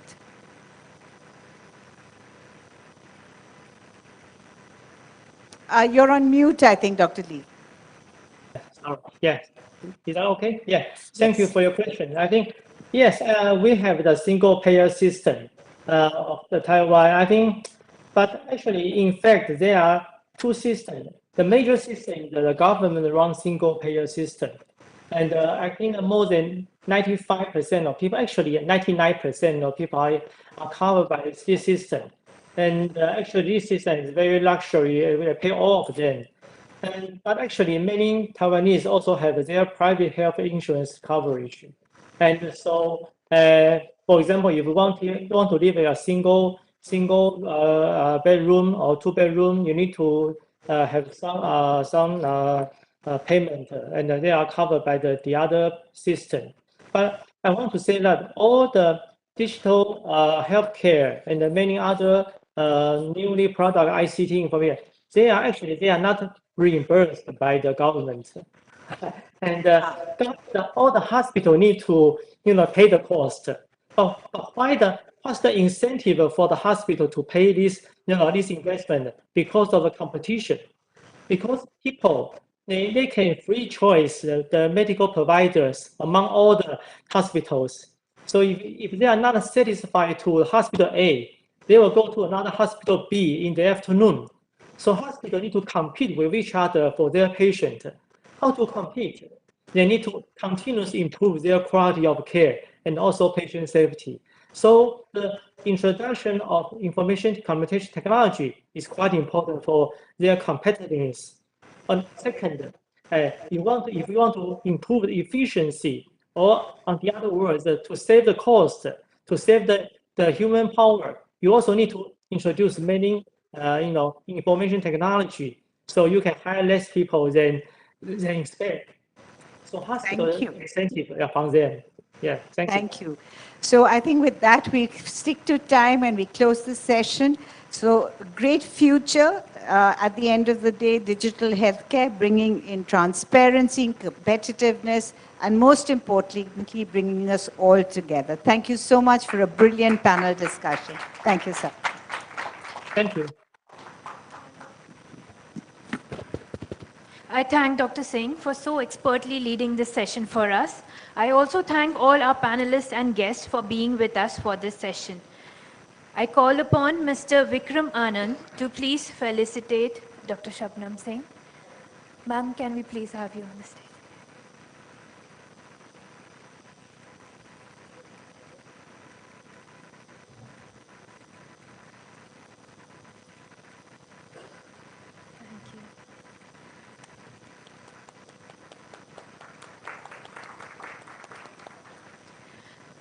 I request Mr. Rajiv Nath to felicitate Shri Sunil Kumar Bhushan.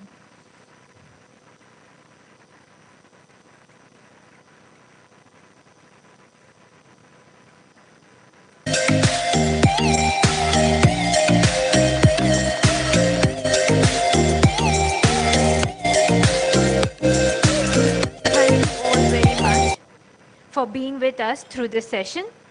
Now, without further ado, let us proceed to the last session of today, which is on devising breakthrough, exploring strength and area of cooperation on healthcare system. For this session, to join us on stage, we have three physical panelists. Can we have the chair now, please? Yeah.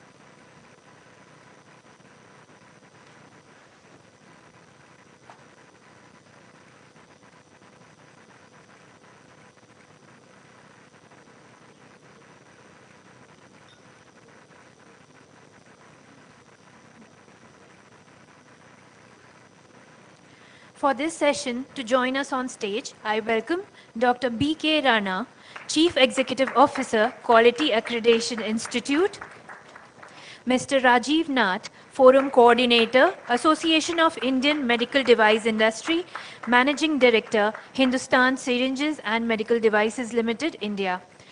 I also call upon Dr. Ravi Gaur, Founder, DRG Path Labs and Principal Advisor at Spice Health. Welcome, sir. We also have eminent dignitaries present with us virtually for this session. I welcome Dr. Ya Chung Tien, Director of Kidney Research Center, Chang Cheng Memorial Hospital, Taiwan. I welcome Professor Yung Chang, Principal Founder of Puri Blood, and Dr. Jitendra Sharma, Managing Director and CEO of Andhra MedTech Zone, a Government of India undertaking. Before starting with the panel discussion, we have two short guest presentations. Let us have the first one, which is a presentation on strengths of Taiwan medical industry, clinical application of breath ammonia in prediction of kidney function. To present the same, I welcome Dr. Ya Chung Tien, Director of Kidney Research Center, Chang Cheng Memorial Hospital, Taiwan. Now over to you, Dr. Tien. Can you hear me? I would like to share the slides with you, but I cannot use the slide share button. So, can you hear me? Yes, sir. We can hear you. Just give us a 2 minute. Yeah, you can go on now, Dr. Tien. Okay. Yeah.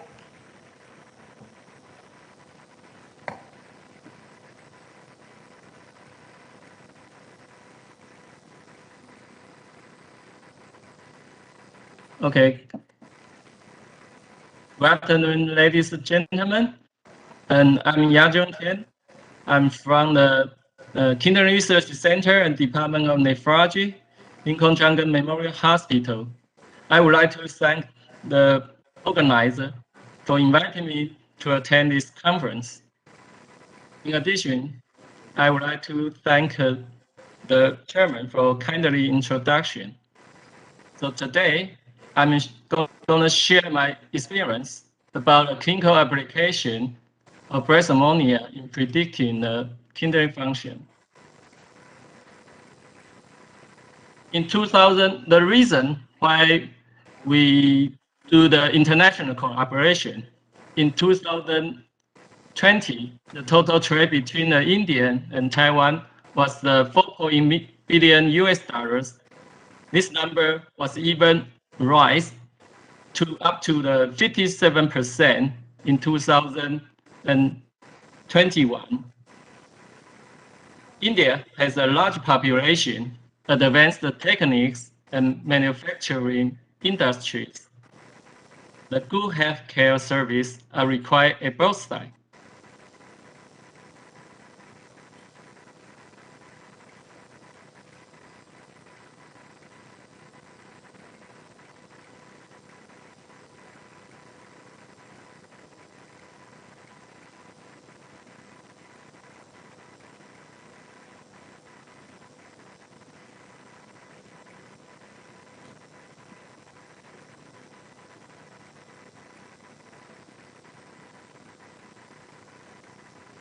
Okay. Our team includes the 4 key persons, including Xiaowen Lan, Qin Mengfei, Chao Song Lai, and me.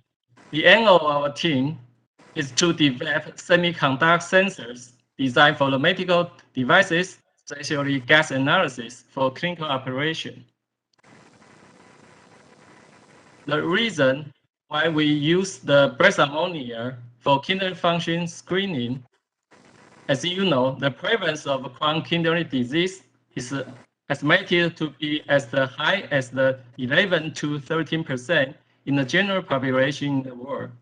The CKD patient may be asymptomatic in the early stage, and most of them remain undiagnosed. Despite the high prevalence of CKD in Taiwan, the overall CKD awareness rate was only 3.5% in a large cohort study. So it would be crucial to find a non-invasive, easy to use, real-time, cost-effective device for kidney function screening in order to early and rapidly identify CKD. However, so far, the standard of kidney function measurement still require collection of 24 hours urine creatinine and serum creatinine, and use the formula to convert this data into the glomerular filtration rate. Otherwise, you have to do the blood test using the serum creatinine, blood urea nitrogen, and estimated GFR. So we have to come up with an idea to use a non-invasive biomarker for kidney function screening. So this is our study background. Ammonia is generated through the conversion of nitrogen substance by bacteria in the gut and the nitrogen cycle in the liver. So it is excreted by the kidney. If the kidney function is impaired, it will cause the elevation of ammonia in the blood due to the reduced excretion. So I'm gonna show you our study. This study investigated whether breath ammonia concentration was increased in CKD patients and correlated with the kidney function decline. 121 patients with different CKD stage were recruited in our study from July 2019 to January 2020. This is our breath ammonia measurement system. As you can see here, we squeeze the gas into this device.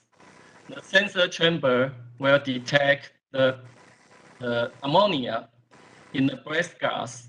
Then you can immediately detect the ammonia concentration in your breath within 30 seconds. Also, this semiconductor breath ammonia detector is very small. You can assemble this device into a suitcase.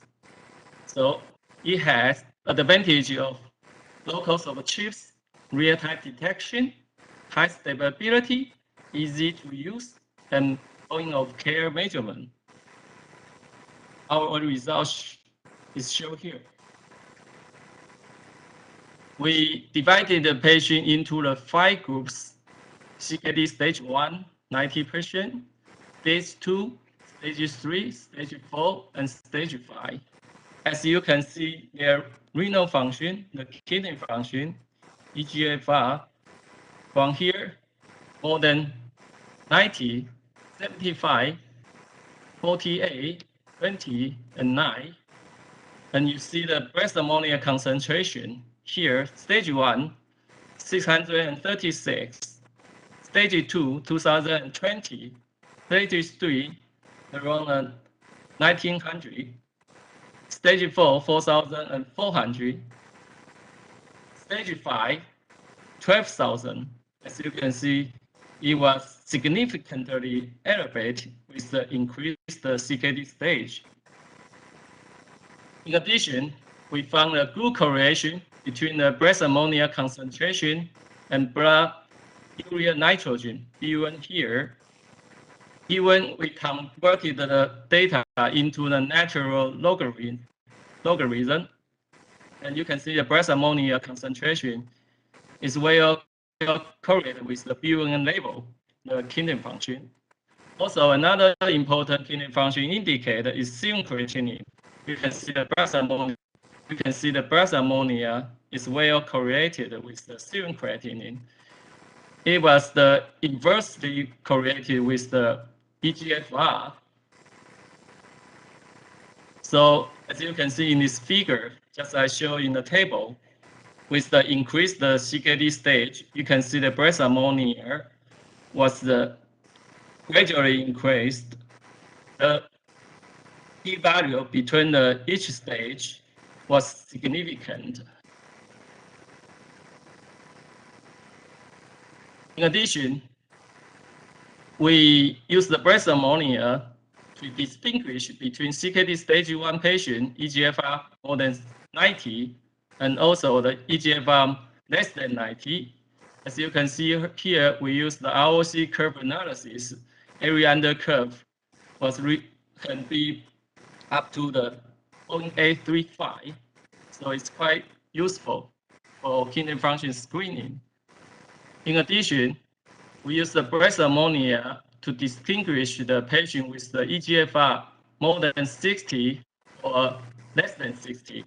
Why we use the eGFR 60? Because when you have the eGFR less than 60, it means you have the advanced CKD stage that you have to refer this patient to the medical center.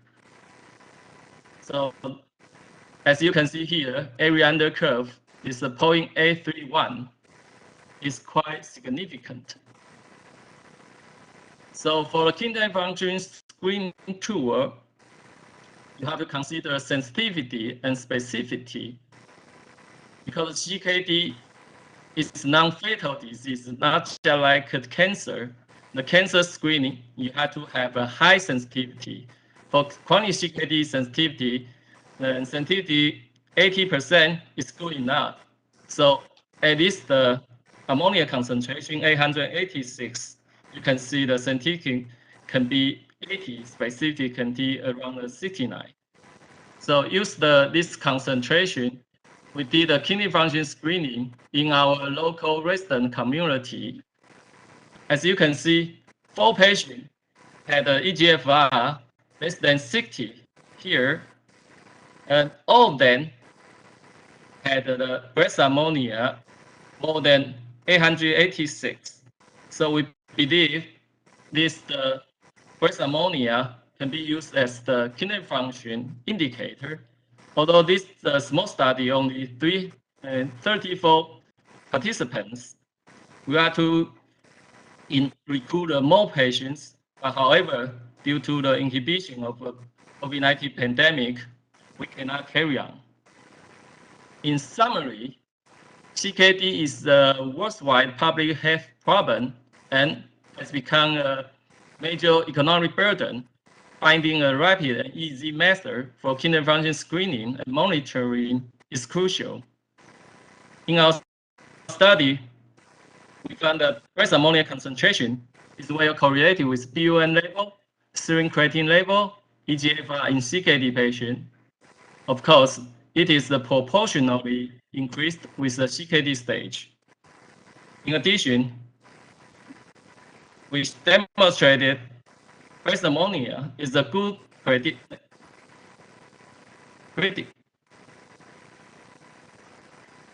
patient with the GCTF stage 1, stage 2 to 5, or patient with EGFR more than 60 or less than 60. In rural area or under COVID-19 pandemic that hinders the access to the medical service, breast ammonia measurement could be used for the kidney function screening.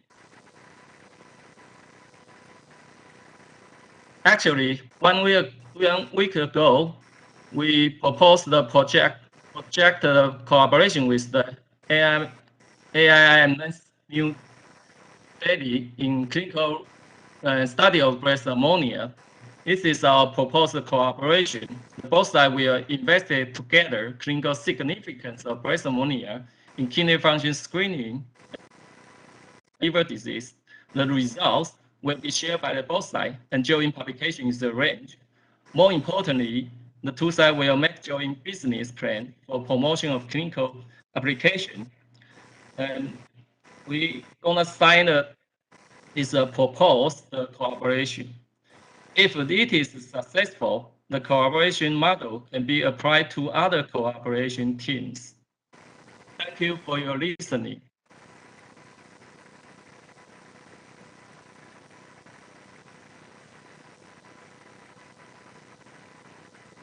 Thank you so much, Dr. Tien, for such an insightful presentation.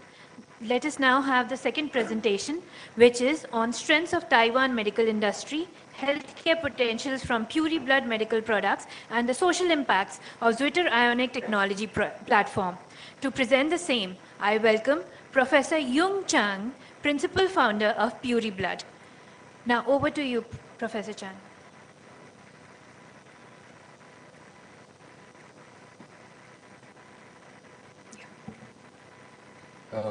Can you hear me? Yes. Please So start let me now. share Yeah. my slide.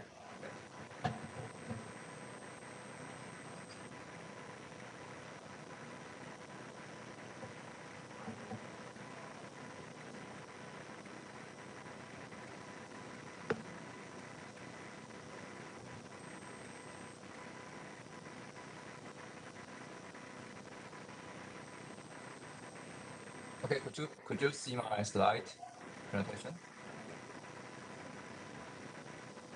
Yes, that it is visible. It's visible? So it's Yes. normal? Okay. Yeah. Please go ahead. Okay, thank you. So hello everyone. First of all, I would like to thank the organizer for inviting me to have this opportunity to attend the workshop today.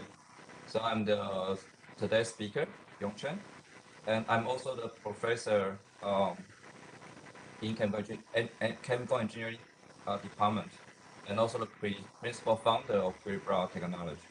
And it's the company of medical device for R&D, ODM, and OEM. So in today's talk, I will start from the medical device industry market.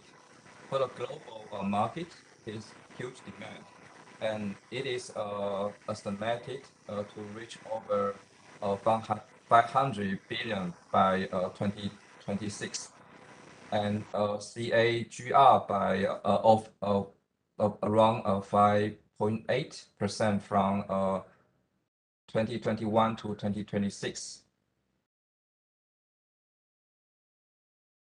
So Pure was established by me in 2016, and current CEO is Dr. Luke Chen. And Pure is an advanced biomedical material design and development company in Taiwan, and we provide medical device related to blood separation. So as you can see the slide here, currently, Pre-Brow's major medical device product is a leukocyte reducing filter used during blood transfusion. And the risk of blood transfusion side effect can be reduced and avoided by remove the leukocyte. And our breakthrough is that we designed a special membranes, and they can be capture the leukocyte from over 1,000 red blood cells. So we can do a very high selectivity. So now there are about 80 million sets in use worldwide. So about the medical device of blood filters for transfusion, the global blood transfusion market should grow from 1.9 billion in 2018 to 7.6 billion by 2023. So you can see the CAGR is about 5.1%. And the requirement of the blood filters in global is about 8.5% of the world's total population. So as you can see here, it's about the blood filter medical product required in Taiwan. The demand has increased significantly in the past 10 years. And now more than 2.3 million blood transfusions are required in Taiwan every year. And more than 66% require the use of blood filters to purify the blood and reduce the side effect of the blood transfusion. So about the healthcare potentials from purified medical products, we have two important development goals. First, we developed a blood filter that can be used for glucose reduction to reduce transfusion risk and also strengthen the disease prevention. And second target, we developed the technology of cell separation, and which can be used for disease diagnosis and therapy in the future. So the current medical device can be used in microbiology application. So as you can see here is that regarding medical device in current market, as shown in the slides, there are some commonly used tools for medical diagnosis and treatment, such as the drip bags, scalpels, drug syringe, and blood pressure monitors. But the addition to the commonly used medical tools, it is also important to construct a medical equipment system for use in a diagnosis room, operation room, or a health checkup and treatment room for in a hospital. So for the development of future medical care, we also need digital healthcare and AI database to improve the quality and efficiency of the medical care. So as you can see here is that there are two important systems that operate every day in the hospital healthcare. The first is the cardiopulmonary resistance patient machine. We call the ECMO. So which is a very important life-sustaining system for saving critically patient. And another important life-sustaining system is the artificial kidney for hemodialysis process in Taiwan. Our medical insurance is paying about $1 billion per year for our people to treat uremia. So this is the advanced medical device. In the development of advanced medical equipment, the manufacture of device products that can be implanted in the human body are most difficult. So such as the artificial heart valve, artificial joints, However, there are still projects suitable for India and Taiwan that can be jointly developed, so such as dental implants or urinary catheters or cardio regulators. So about the in recent years, people in Taiwan has made effort to develop a new generation of biomedical materials and to design safer medical devices. As you can see from slide, the new technology, what we call is the V-Ionic technology platform. Different types of the medical devices with bioinert interface can provide the biofouling resistance of human blood cells and bacteria.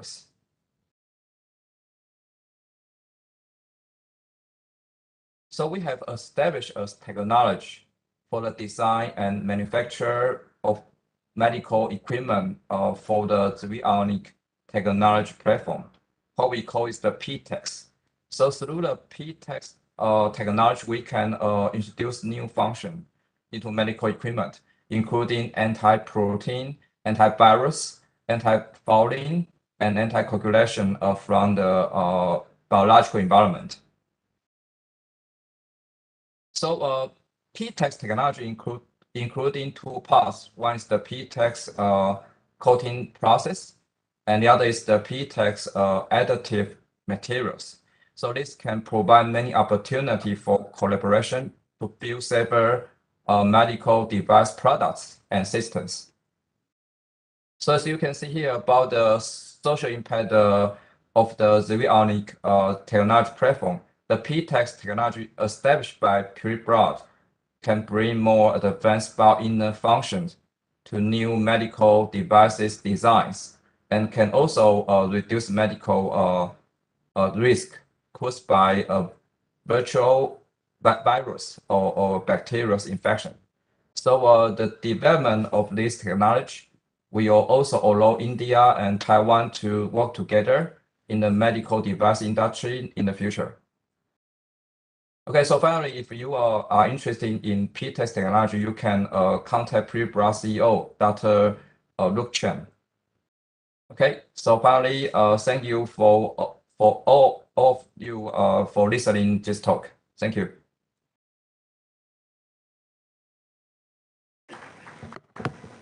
Thank you, Professor Chang, for such deep insights into the healthcare potentials of Puri Blood and Zwitter Ionic Technology Platform. Moving forward, we are humbled to announce that we have esteemed dignitaries to lead the following panel discussion for us. I request Dr. P.K. Rana, Chief Executive Officer, Quality Accreditation Institute of India, to please take over this session from here. Thank you. Thank you very much. Good afternoon, everyone. His Excellencies, dignitaries present here in person as well as virtually. It's really an honor for me to be here today in this afternoon amongst this gathering, which have been talking about how we can make use of technology in healthcare, and particularly we talk about how we can collaborate for ensuring better health outcomes using digital healthcare. And when we talk about digital healthcare, there are countries and organizations across the globe who have been pioneering in developing new interventions, new technologies, new models of healthcare systems to deliver better healthcare across. So, and in last couple of months, I would say it's now close to more than 2 years of COVID-19 pandemic, have taught us so many learnings. And one of the examples, we are sitting here and talking to each other remotely from Taiwan and enjoying the discussions. So moving forward, we have today with us in this session, Dr. Jitendra Sharma, who is the Managing Director and CEO of AMTH, Andhra Medical Tech Zone in Visakhapatnam. He is leading a couple of interventions in medical devices and use of technology in healthcare. So may I request Dr. Jitendra for your opening remarks, please.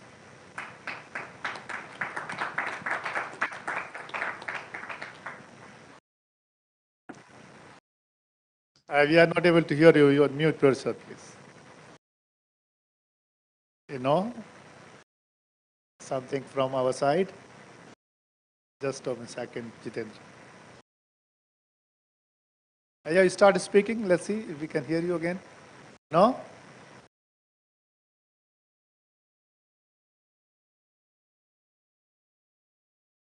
Hello? No.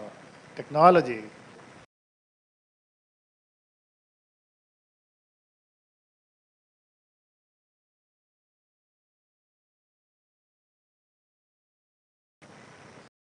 Just we are trying to fix Jitendra.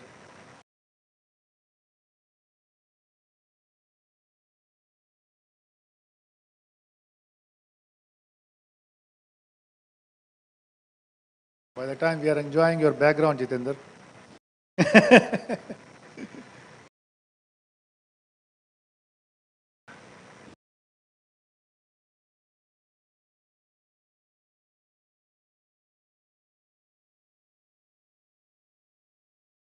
Sir, please just give us a moment. We're just checking the system behind.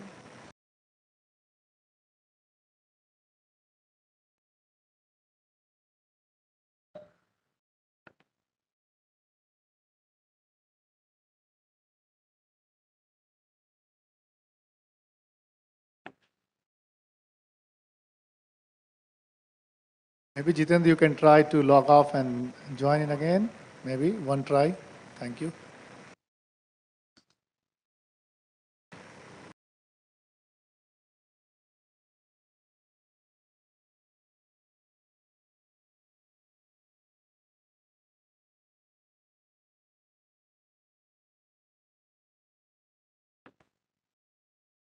Sorry, I cannot hear your voice. No, Dr. Tian, at the moment, no one is speaking at the moment. So just hold on. Okay. We are just Okay. trying to connect the speaker. Thank you.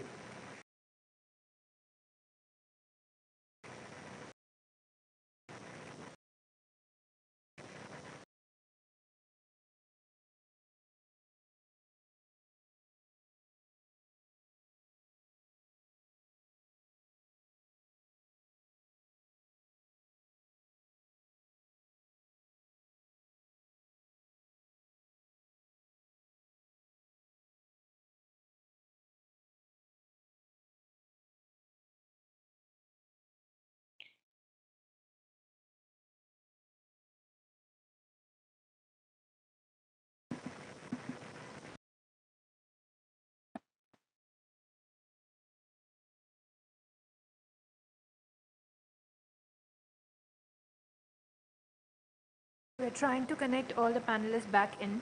So,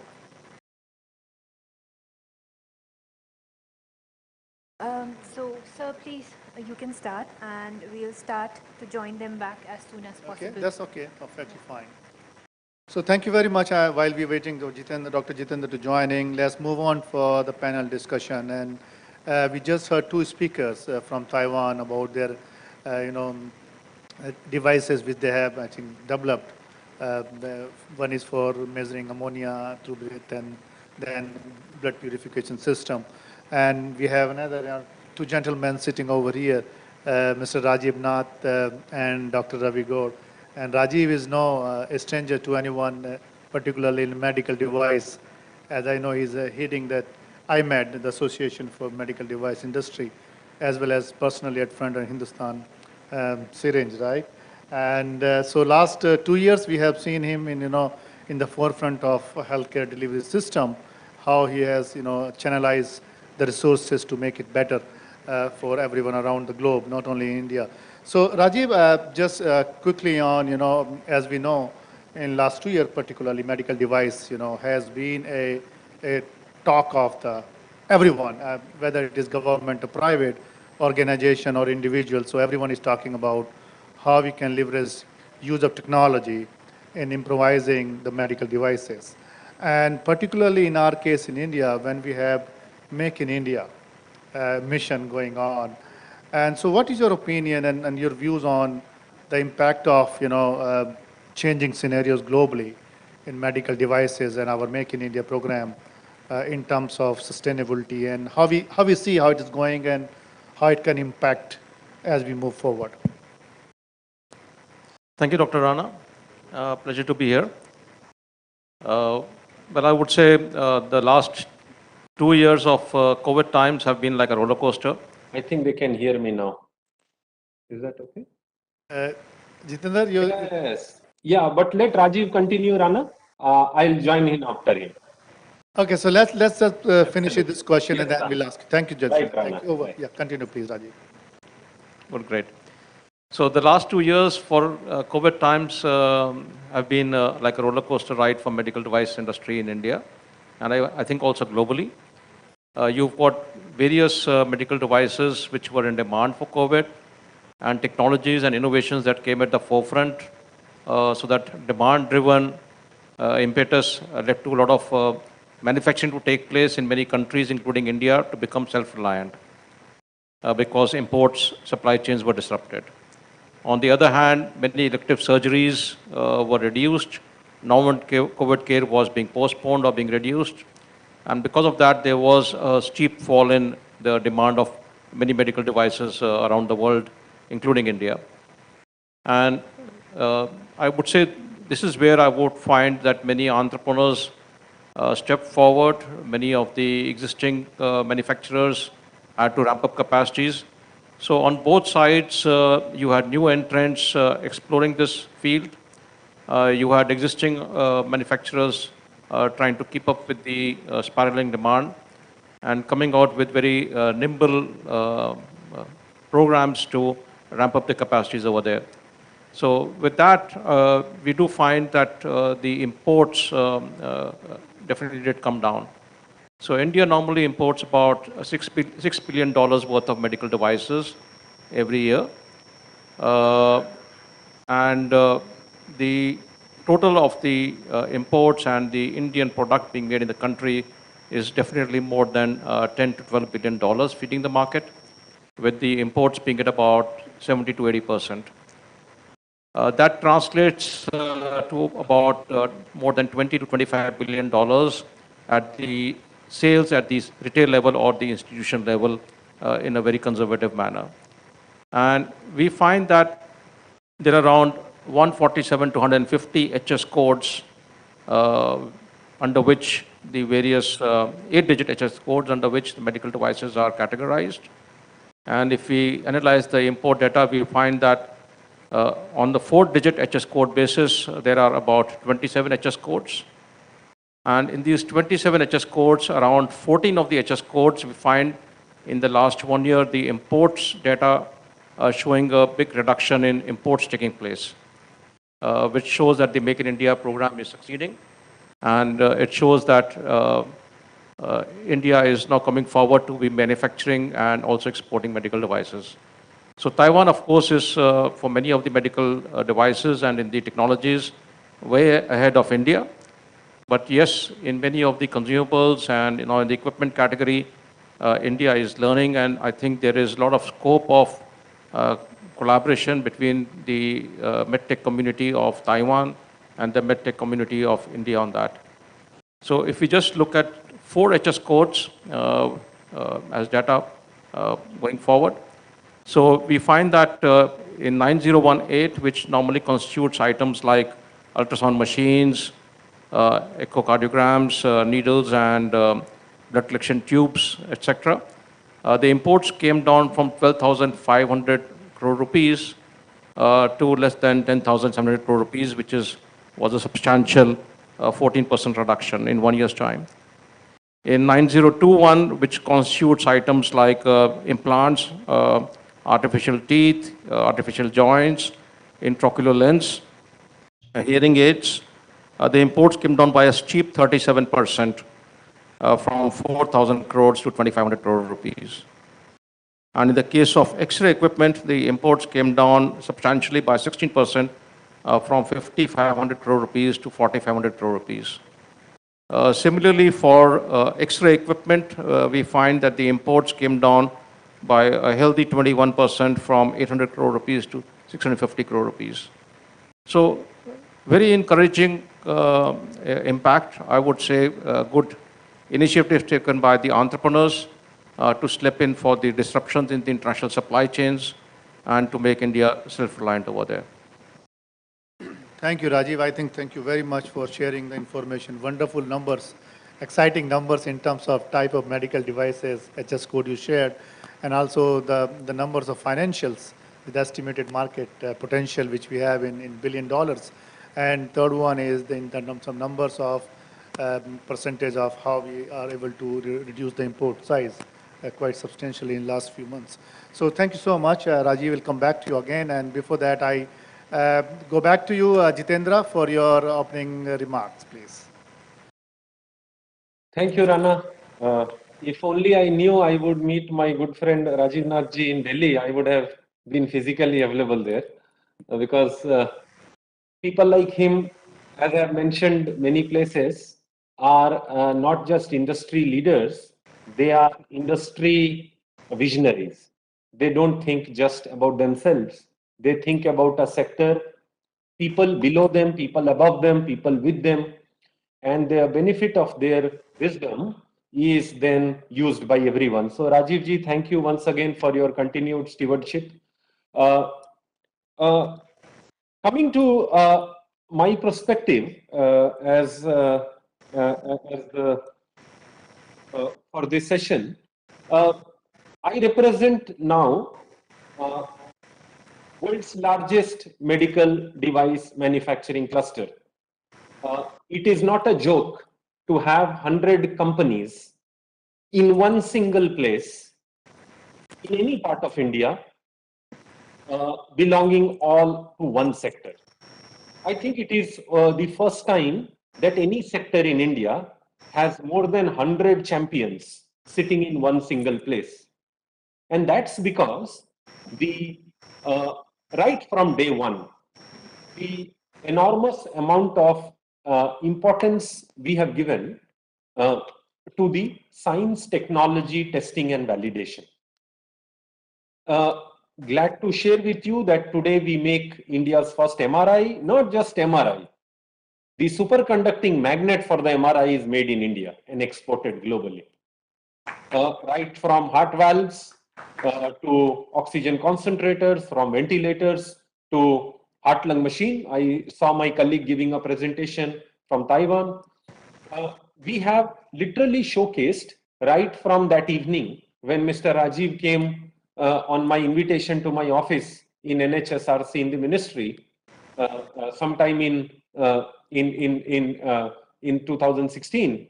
Today, we have covered an enormous milestone,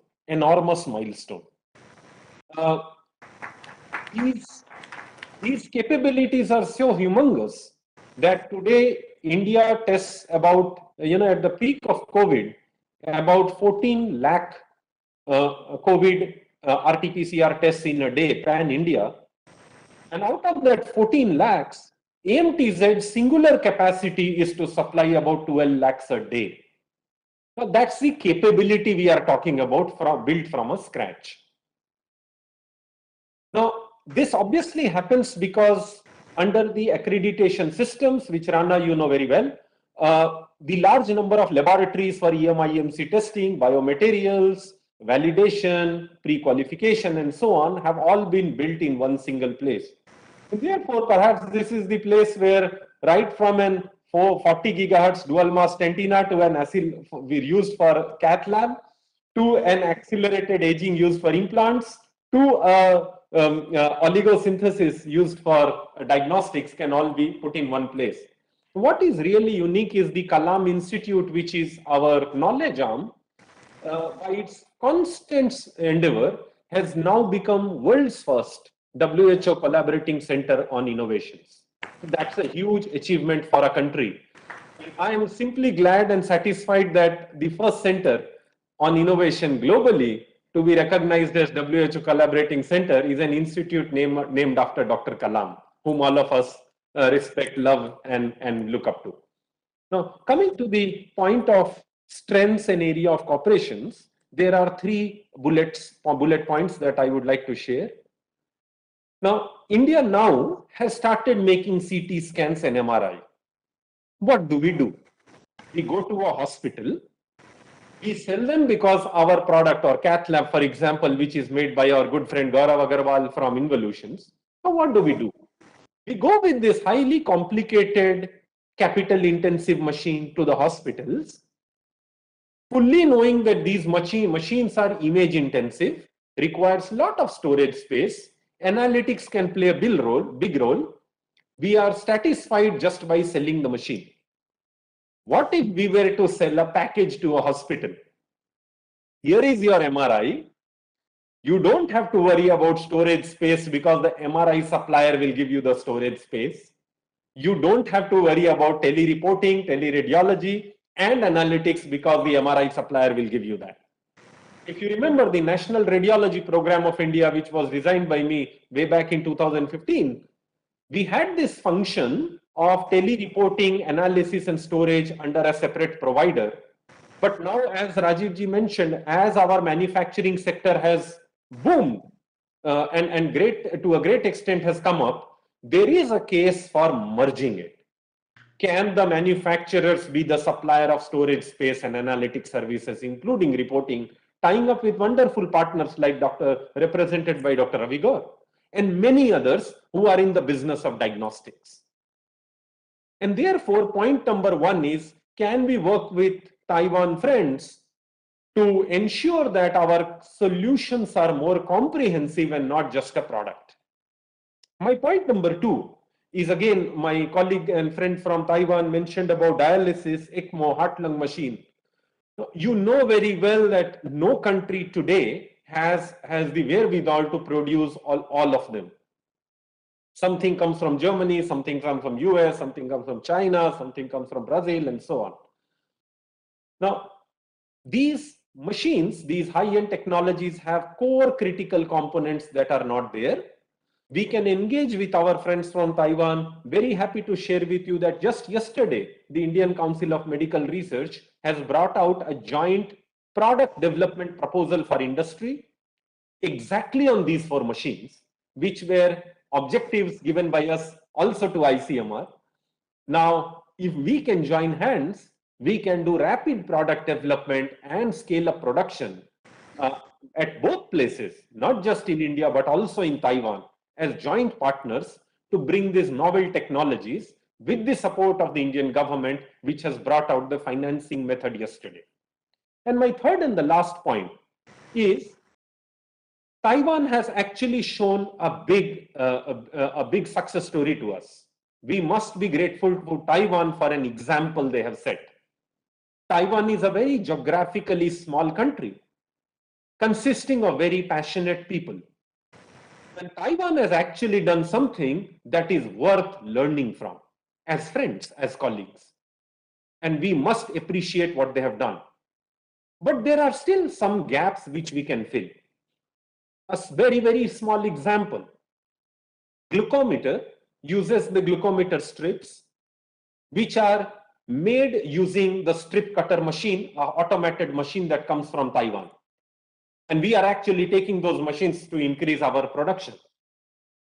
But these machines require carbon electrodes to be embedded on PTFE sheet as raw material. And that's neither made by Taiwan nor by India.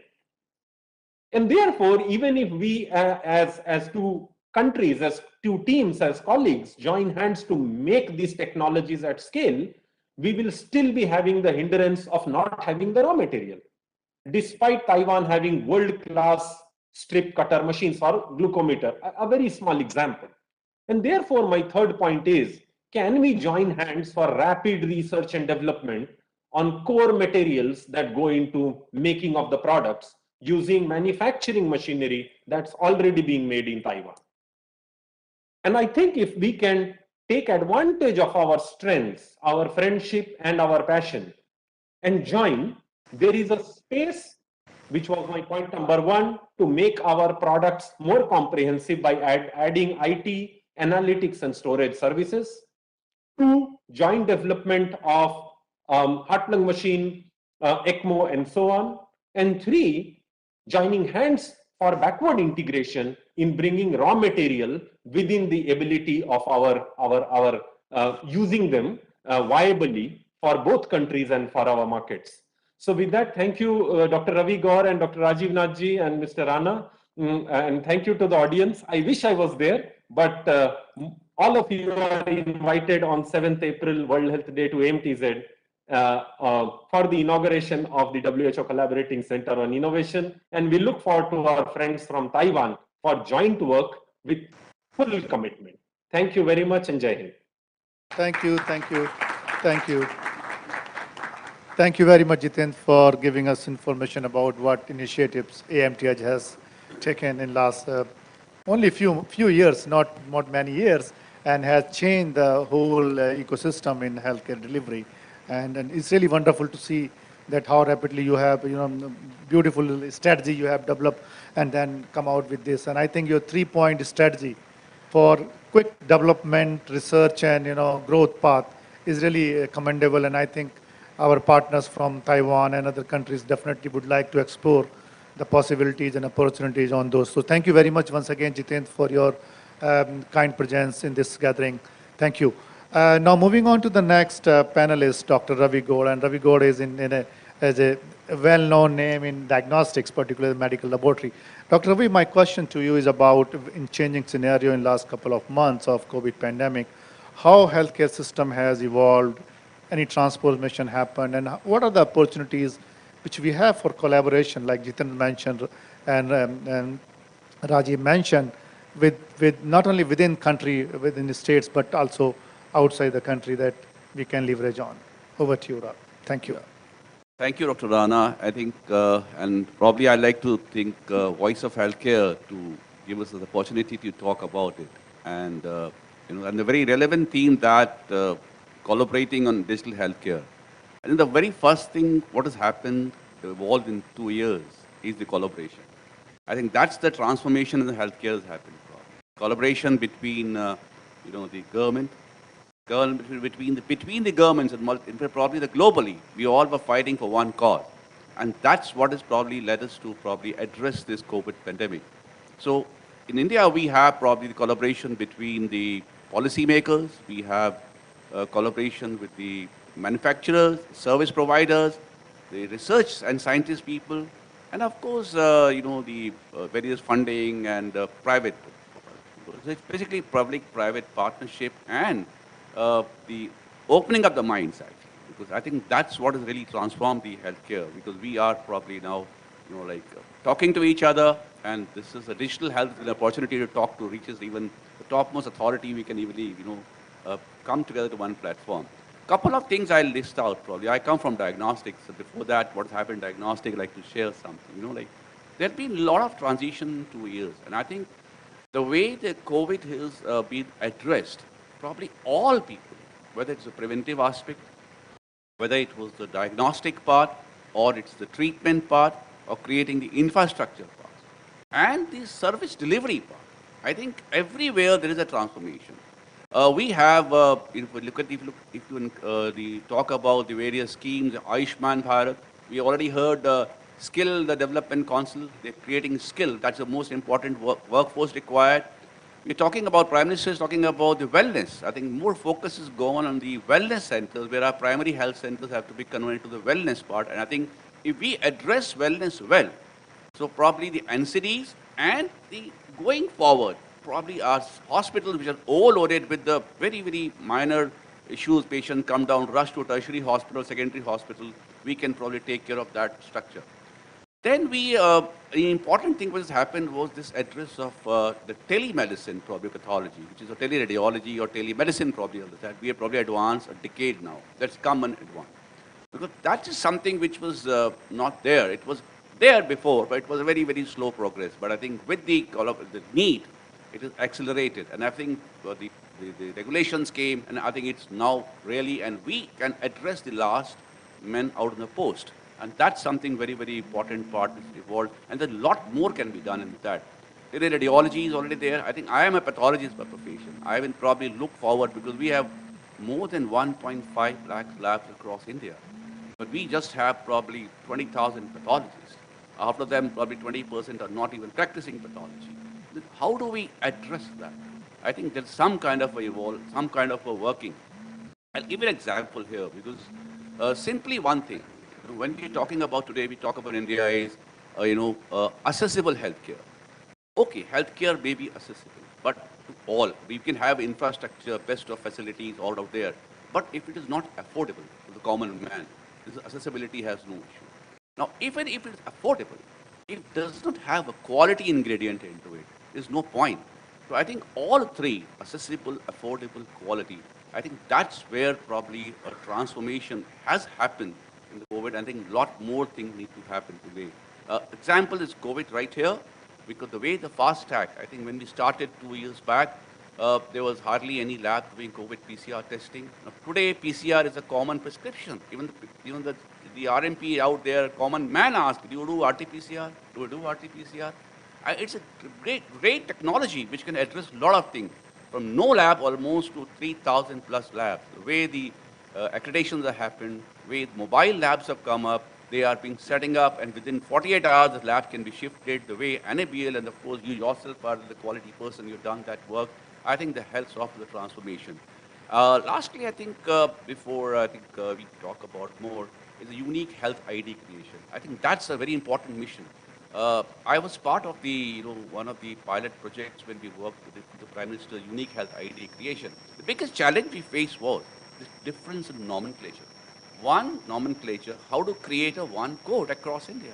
I think this is a very big challenge because example simple. Somebody calls it a CBC, somebody calls it a hemogram, somebody calls it a complete blood count, and somebody CBC has got 10 parameters, somebody has got 4 parameters. So I don't know, that's the biggest challenge. So that's where, and there's a reluctance on the part of tier 3, tier 4, bigger hospitals, of course, the sharing of data. I think all things has been probably been addressed by this National Digital Health Mission, probably a unique ID being created, and Arogya Setu, which has come, and probably we should continue these fast track and probably apply. Let's not put a break here. I think that is what's going to be the future probably out here. And lastly is the insurance problem. We need to talk about health insurance because we don't have exact numbers, but generally what I understand about 400, some 70 or 80 million people out of 1.3 billion have got health insurance. The various states, even Prime Minister, the Suraksha Yojana and various state health insurances, I think everybody needs. That's what we saw in the Taiwan, probably the small country. India is probably hundreds of such smaller congregations putting together. Every geography has its own challenge. So probably that's what we're looking for, and that's something the transformation is happening. A lot has happened, a lot need to be done, and I'm pretty optimistic with the collaboration with the various providers globally, and we all work for the common cause. That's the improving the healthcare of India, improving healthcare globally the people. There's the answer. And digital technology is definitely going to help us out, and that's probably the integrating medicine can be done only by digitalization and digitalize the healthcare and collaboration. With this, Thanks, Dr. Garvi, for wonderful information and insights you have shared. I think you touch upon a couple of good points, and one of the most important things you talk about actually universal health coverage, accessibility, affordability, and quality. So I used to call it three-legged stool of healthcare system. Any leg is missing, your healthcare system is not going to work. So that's what we will try to achieve, the universal health coverage, and absolutely transformation have happened in a long-term way, short-term ways, and different domains in healthcare system delivery. So I think there are a lot to learn, and what I can see the common path is work together, collaborate, work together, and move forward. So I think thank you very much for the wonderful insights. Quickly, Dr. Tian, I'll come to you for a very quick comment about how do you see the collaboration can work in a more efficient manner? Very quick questions for you. Okay. As you know, I think the building up a global healthcare system requires encouraging innovation and manufacturing of medical device. Most importantly, I think the international cooperation is very important. And take my device as an example. A new device, medical device, may not fulfill the need of the country or an area, but important for other areas. For example, our device, we think, is very useful for and in a real-time and non-invasive way. However, Taiwan is a very small island, but densely populated country, so it's relatively easy to get access to medical service. So, as you know, the assessment of kidney function is quite convenient in Taiwan, although it requires the painful blood withdrawal. However, although we think it's a new innovation, but it's very difficult to obtain attract the eyes of the investors. However, in some area, in large countries, for example, Australia or India, people living outside the city or in the rural area are not easy to get a kidney function screening. So maybe we can collaborate with each other on this issue. So, you know, the chronic kidney disease is a global problem, a major economic burden. So I believe our device, through international collaboration, may attract the eyes of some investors in India. Okay, but more importantly, international collaboration can generate multi-country research data and create more convincing result of medical research. This is our major aim for the medical research. Thank you, Dr. Tian. Thank you so much for your Thank you. Important remarks. And I come back to Dr. Chang quickly for your very quick comment on what do you see that how you can make any innovations or development in medical devices? And you have given your example, wonderful device you have developed. How it can be quickly make accessible to global market? What's your view on that? Thank you. Yeah, I think that the create the innovation in medical devices is quite difficult work because they have many regulation, and even the medical device have several, maybe three level for the risk control. So the important thing is that the control if we want to bring the new technology in the next generation medical devices, it should be very carefully to test many things, including like toxicity or other function when we develop it. So I think it's quite. First thing is that if we want to really successful to design the new medical device, hospital, medical doctor need to be involved because there is a really requirement in the marketing is from the user, the medical doctor need to be do the right suggestion. And when we develop the medical device, the medical doctor need to be involved the R&D process. This is what our experience. Thank you so much. Thank you, Dr. Chang, for your remarks. And I am mindful of the time, but just taking liberty of a few minutes of technology hiccups. And I'll come to Rajiv for his mantra, I would say, a message for the audience globally. What would be your mantra for more efficient global cooperation? Well, I think collaboration always comes from communication and trust. So unless we talk to each other, whether we do it physical face-to-face meetings or we've learned from COVID times, the digital way of VCO meetings, we really cannot communicate. So we must use the communication tools now available to us. And when we have leaders like His Excellency the Ambassador Bhushan Gair sitting over here from morning till now, patiently listening to all the presentations, shows his commitment to putting forward his hand in international collaborations and international friendships. And I think that is a message which he has so kindly given, because many times senior people come, they give the opening remarks, the keynote address, and they go away. So when we're talking to ourselves. It's an echo to ourselves. But if somebody like him is listening and carrying forward the message to other policymakers and other peoples of influence, it's a very heartening thing for us. So thank you, Ambassador. And you are basically showing us the way when you ask this question, how we can go forward internationally and make collaborations. Thank you so much. Thank you, Rajiv. Thank you very much for wonderful remarks, and thank you very much, His Excellency, for really, I really appreciate that, and what he makes is there is no doubt on that, that how relevant it is to keep, things going on the top leadership level. So thank you. Same question to you, Dr. Ravi, on that, what's your message to our community, that how to make it more efficient global corporations? Thank you. See, I think what I totally, second what Rajiv has said. I think, thank you, sir, for being here and showing us like here we are together and we can take it together. I think, probably it's very important to, first is to share the information. I think communication, share, because that is share of the trust. And that thing we are together. Probably, I was, maybe talk about a little skill concept for that matter. There are like, we have, somebody was talking about World Medical University for that matter. There are Indian doctors probably up there, but some countries don't have a medical skill. Probably, but then there is a lot of restriction out there. You have to have this, you have to have this license, this visa, that kind of a thing. Probably a close collaboration here, whether it's a manufacturer or diagnostic provider. India, like you have seen for that matter, we have a huge strength, tremendous strength.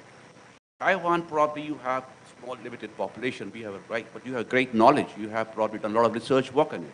But how do you validate that? Probably bringing those knowledge and probably validating.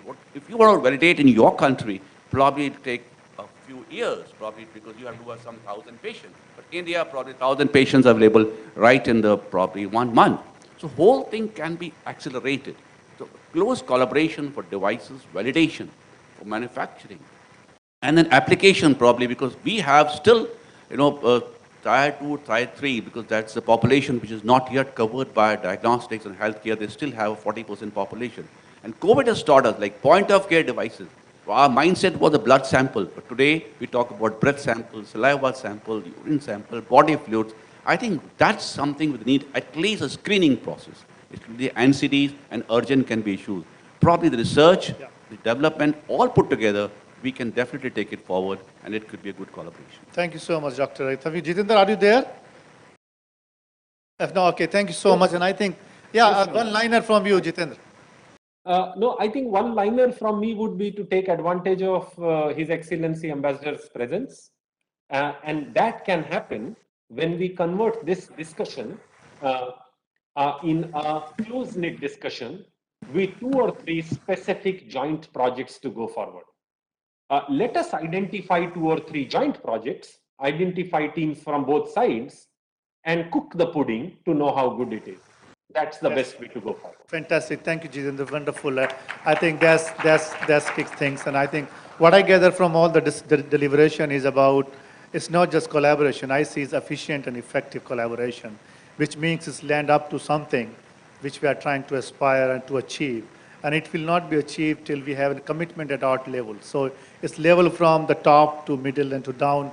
At every level, we need a commitment to achieve the desired goals which we set for ourselves. So thank you very much, all of you, Ravi and Rajiv, Jitendra, Dr. Chang, and all of you here present in person, as well as people who are connecting through remote, virtually. Thank you very much, and thanks to VOH for arranging this wonderful discussion.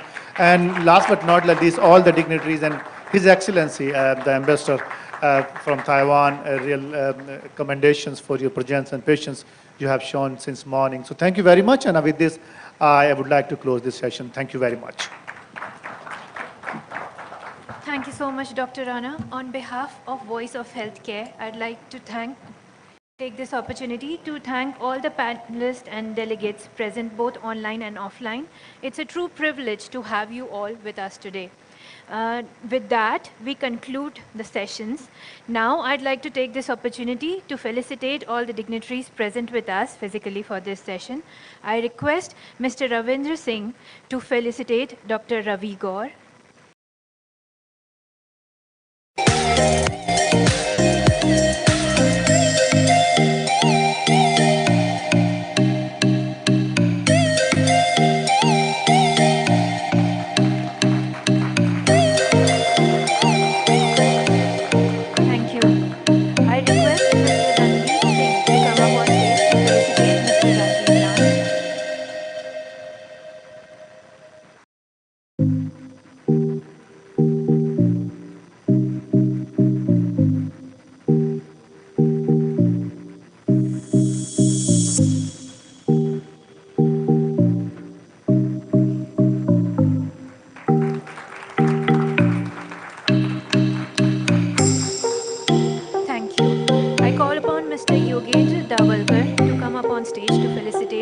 B.K. Rana.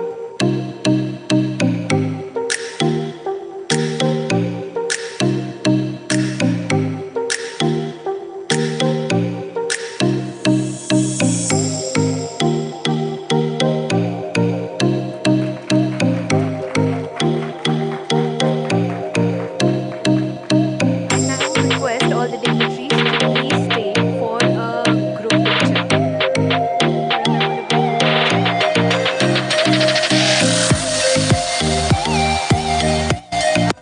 I request Dr. Naveen Nishchal to please present the certificates of appreciation first to Ms.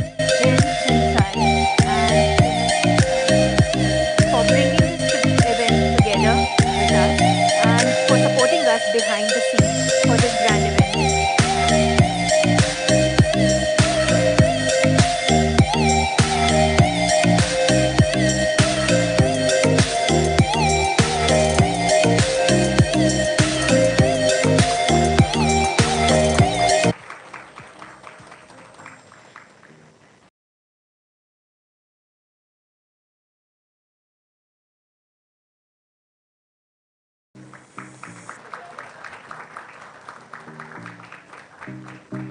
We wholeheartedly thank you for all your efforts for making this event a grand success. I also like to thank all the attendees and delegates for joining us for this session. Thank you so much. Can I please request everybody on the stage to come up on stage for the memorable group picture, please.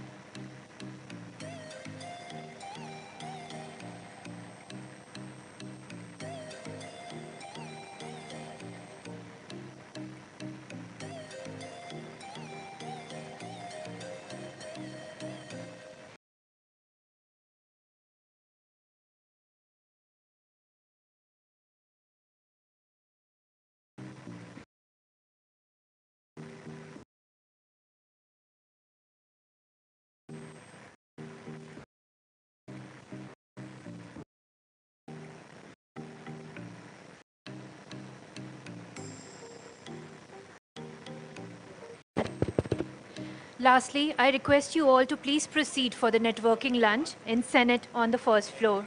Thank you so much.